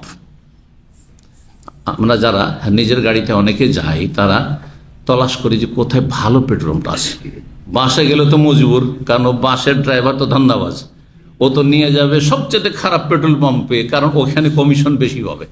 হ্যাঁ, আমার চোখের সামনে দেখেছি, ভালো ভালো খাবারও দিলে একবারে কাবাব নিয়ে এসে, আর তারপরে হ্যাঁ টাকা বকশিসর পকেটে ঢুকিয়ে দিল, হ্যাঁ হোটেলওয়ালা, রেস্টুরেন্টওয়ালা। সেই জন্য সেখানে যাবে। কিন্তু আপনার যদি নিজের গাড়ি থাকে, তাহলে গিয়ে সবচেয়ে ভালো পেট্রোল পাম্পে গিয়ে দেখছেন, বাপরে এরকম সুপার মার্কেট তো, আর এত সুন্দর সুন্দর জায়গার, হ্যাঁ, আর বাথরুম তো দাম আমি কোথাও নেই। দামও নেই। হ্যাঁ, সুতরাং এত যখন ভালো লেগেছে আমি এই পেট্রোল পাম্পে থেকে যাব। হ্যাঁ, যাচ্ছিলেন মক্কা, মক্কাও গেলেন না, আর দামও ফিরে আসলেন না, পেট্রোল পাম্পে থেকে যাবেন, এমন কোন লোক পাওয়া যাবে? হ্যাঁ, তো ওই পাগল, যে পাগল দুনিয়া নিয়ে মেতে আছে, আখেরাতের কর্মতৎপর নয়, আখেরাতের জন্য কিছুই করছে না, 5 ওয়াক্ত নামাজও নেই, আর হারাম থেকেও বেঁচে থাকে না, ফরজ ওয়াজিবও আদায় করে না, সুন্নত নফলেরও খবর নেই, এই লোকের অবস্থা ঠিক ওই রকম যে দুনিয়া কামড়ে ধরেছে, মানে ওই পেট্রোল পাম্প ভালো লেগেছে, ওই শ্বাস করতে থেকে গেছে, ওখানে থেকে গেছে। ওয়াকানা ইবনে ওমর, আব্দুল্লাহ ইবনে ওমর রাদিয়াল্লাহু তাআলা আনহু এই হাদিসের সাথে নিজের পক্ষ থেকে একটি কথা সংযোজন করতেন, মূল্যবান বাণী। তিনি বলতেন, ইজা আমসাইতা, দেখো সাথী সঙ্গীদেরকে বলতেন, যখন সন্ধ্যা হবে, ফালা তানতাজিরিস সাওয়া, ভোর হওয়ার অপেক্ষা করিও না, যে আজকে সন্ধ্যা হইল, কালকে আমি দান সাদকা করব, আজকে সন্ধ্যা হয়েই গেল, যার এই কাজটা কালকে করব, এটা করিও না, যা করবে এখনই করো, হতে পারে রাত পার হবে না, রাত্রে মারা যাবে। অনেক সময় হিসাব নিকাশের ক্ষেত্রে আপনার কাছে কেউ টাকা পয়সা পাবে, আপনি ছাড়া কেউ জানে না, আপনি ছাড়া কেউ জানে না। এই উদাহরণটি দিই, জি, খুবই গুরুত্বপূর্ণ। আর এটা আমি অনেক সময় খেয়াল করি, যে আমার কাছে অমুক যে এই যে আমার বাজারটা করে দিয়েছে, টাকাটা পাবে, তা আমার পরিবারের কাউকে যদি না বলে যায়, তাহলে তো হঠাৎ করে যদি রাতে মারা যায়, রাতে যদি আমি মারা যাই, তাহলে তো আমার পরিবার জানবে না। হ্যাঁ, আমার ছেলেমেয়েরাও জানেন না, জানলে তো তারা হয়তো দিয়ে দিবে। হ্যাঁ, জানেন না, জানলে দিবে। আচ্ছা, যে আমার কাছে পাবে সে তো লজ্জার কিছু বলবে না, সে তো চুপচাপ থেকে যাবে, তাহলে আল্লাহর সাথে ধরা খেয়ে যাবো আমি, ঠিক কিনা? এই জন্য আপনি অপেক্ষা করিয়েন না যে চলেন কালকে দিয়ে দেবো, আচ্ছা আগামী সপ্তাহে দিয়ে দেবো, না, এক্ষুনি দিয়ে দেন, আপনি এক্ষুনি মুক্ত হন আপনি। আর না হইলে যদি দেওয়ার সুযোগ না হয়, দিতে পারলেন না, তাকে পেলেন না, আপনি দিতে চেষ্টা করলেন, তারপরেও, তাহলে আপনি আপনার পরিবারকে ভালো করে বলে দেন, এত টাকা অমুক পাবে, দিয়ে দিবে অবশ্যই। কোনো টাকাটাকে যদি আলাদা করে রেখে দেন, আর পরিবারকে দেখিয়ে দেন যে এই যে দেখো, এটা আলাদা আছে, কিন্তু আমার ক্যাশ থেকে আলাদা করে রেখেছি, আমানত এটি, দিয়ে দিবে। না হলে জবাব দিতে হবে, আল্লাহর কাছে জবাব দিতে হবে, এবং ফেঁসে যাবেন। শহীদকে আল্লাহ মাফ করবেন না যদি মানুষের হক নষ্ট করে যায়। এই বিষয়গুলি আল্লাহ যেন আমাদের সকলকে বোঝার তৌফিক দান করে। সন্ধ্যা হয়েছে, ভালো কাজ করব আগামী দিনে। অনেকেই কিন্তু তওবার ক্ষেত্রে এরকমটা করেন, এই হজটা করলে তওবা করে নেব, এখনো আধা নামাজি ফজরটা পড়ে না, বলছে এবার হজ করে আসবো, হজ করে এসে আর ফজর ছাড়বো না, এই সামনের রমজান আসলে না, আর তারপরে হ্যাঁ আর 1 ওয়াক্ত নামাজ ছাড়বো না। এই রমজানে কত লোক যে এরকম বলেছেন, কত আধা নামাজিগুলো যে এই রমজানের নামাজে ধরবো না, আর নামাজ ছাড়বো না, ফের ছেড়ে দিয়েছেন। আবার করেছেন না, করছেন না, অনেকে এরকম করেছে। ওই যে আসবাহ, তার যখন সকাল হবে, ফালা তানতাজিরিল মাসা, সন্ধ্যার অপেক্ষা করিও না, যে সন্ধ্যা হবে তখন এই কাজগুলি করতে পারবো, সন্ধ্যা হবে তখন এই দায়িত্বগুলি পালন করব। আমার দেশের মানুষরা অধিকাংশ যারা হজে আসে, তারা কোন সময় হজে আসে?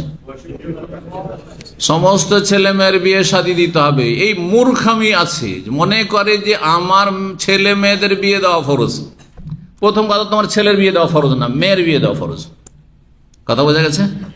আচ্ছা, তারপরে ছেলে মেয়ের বিয়ে দেওয়ার হজ ফরজ দুটো সাংঘর্ষিক না?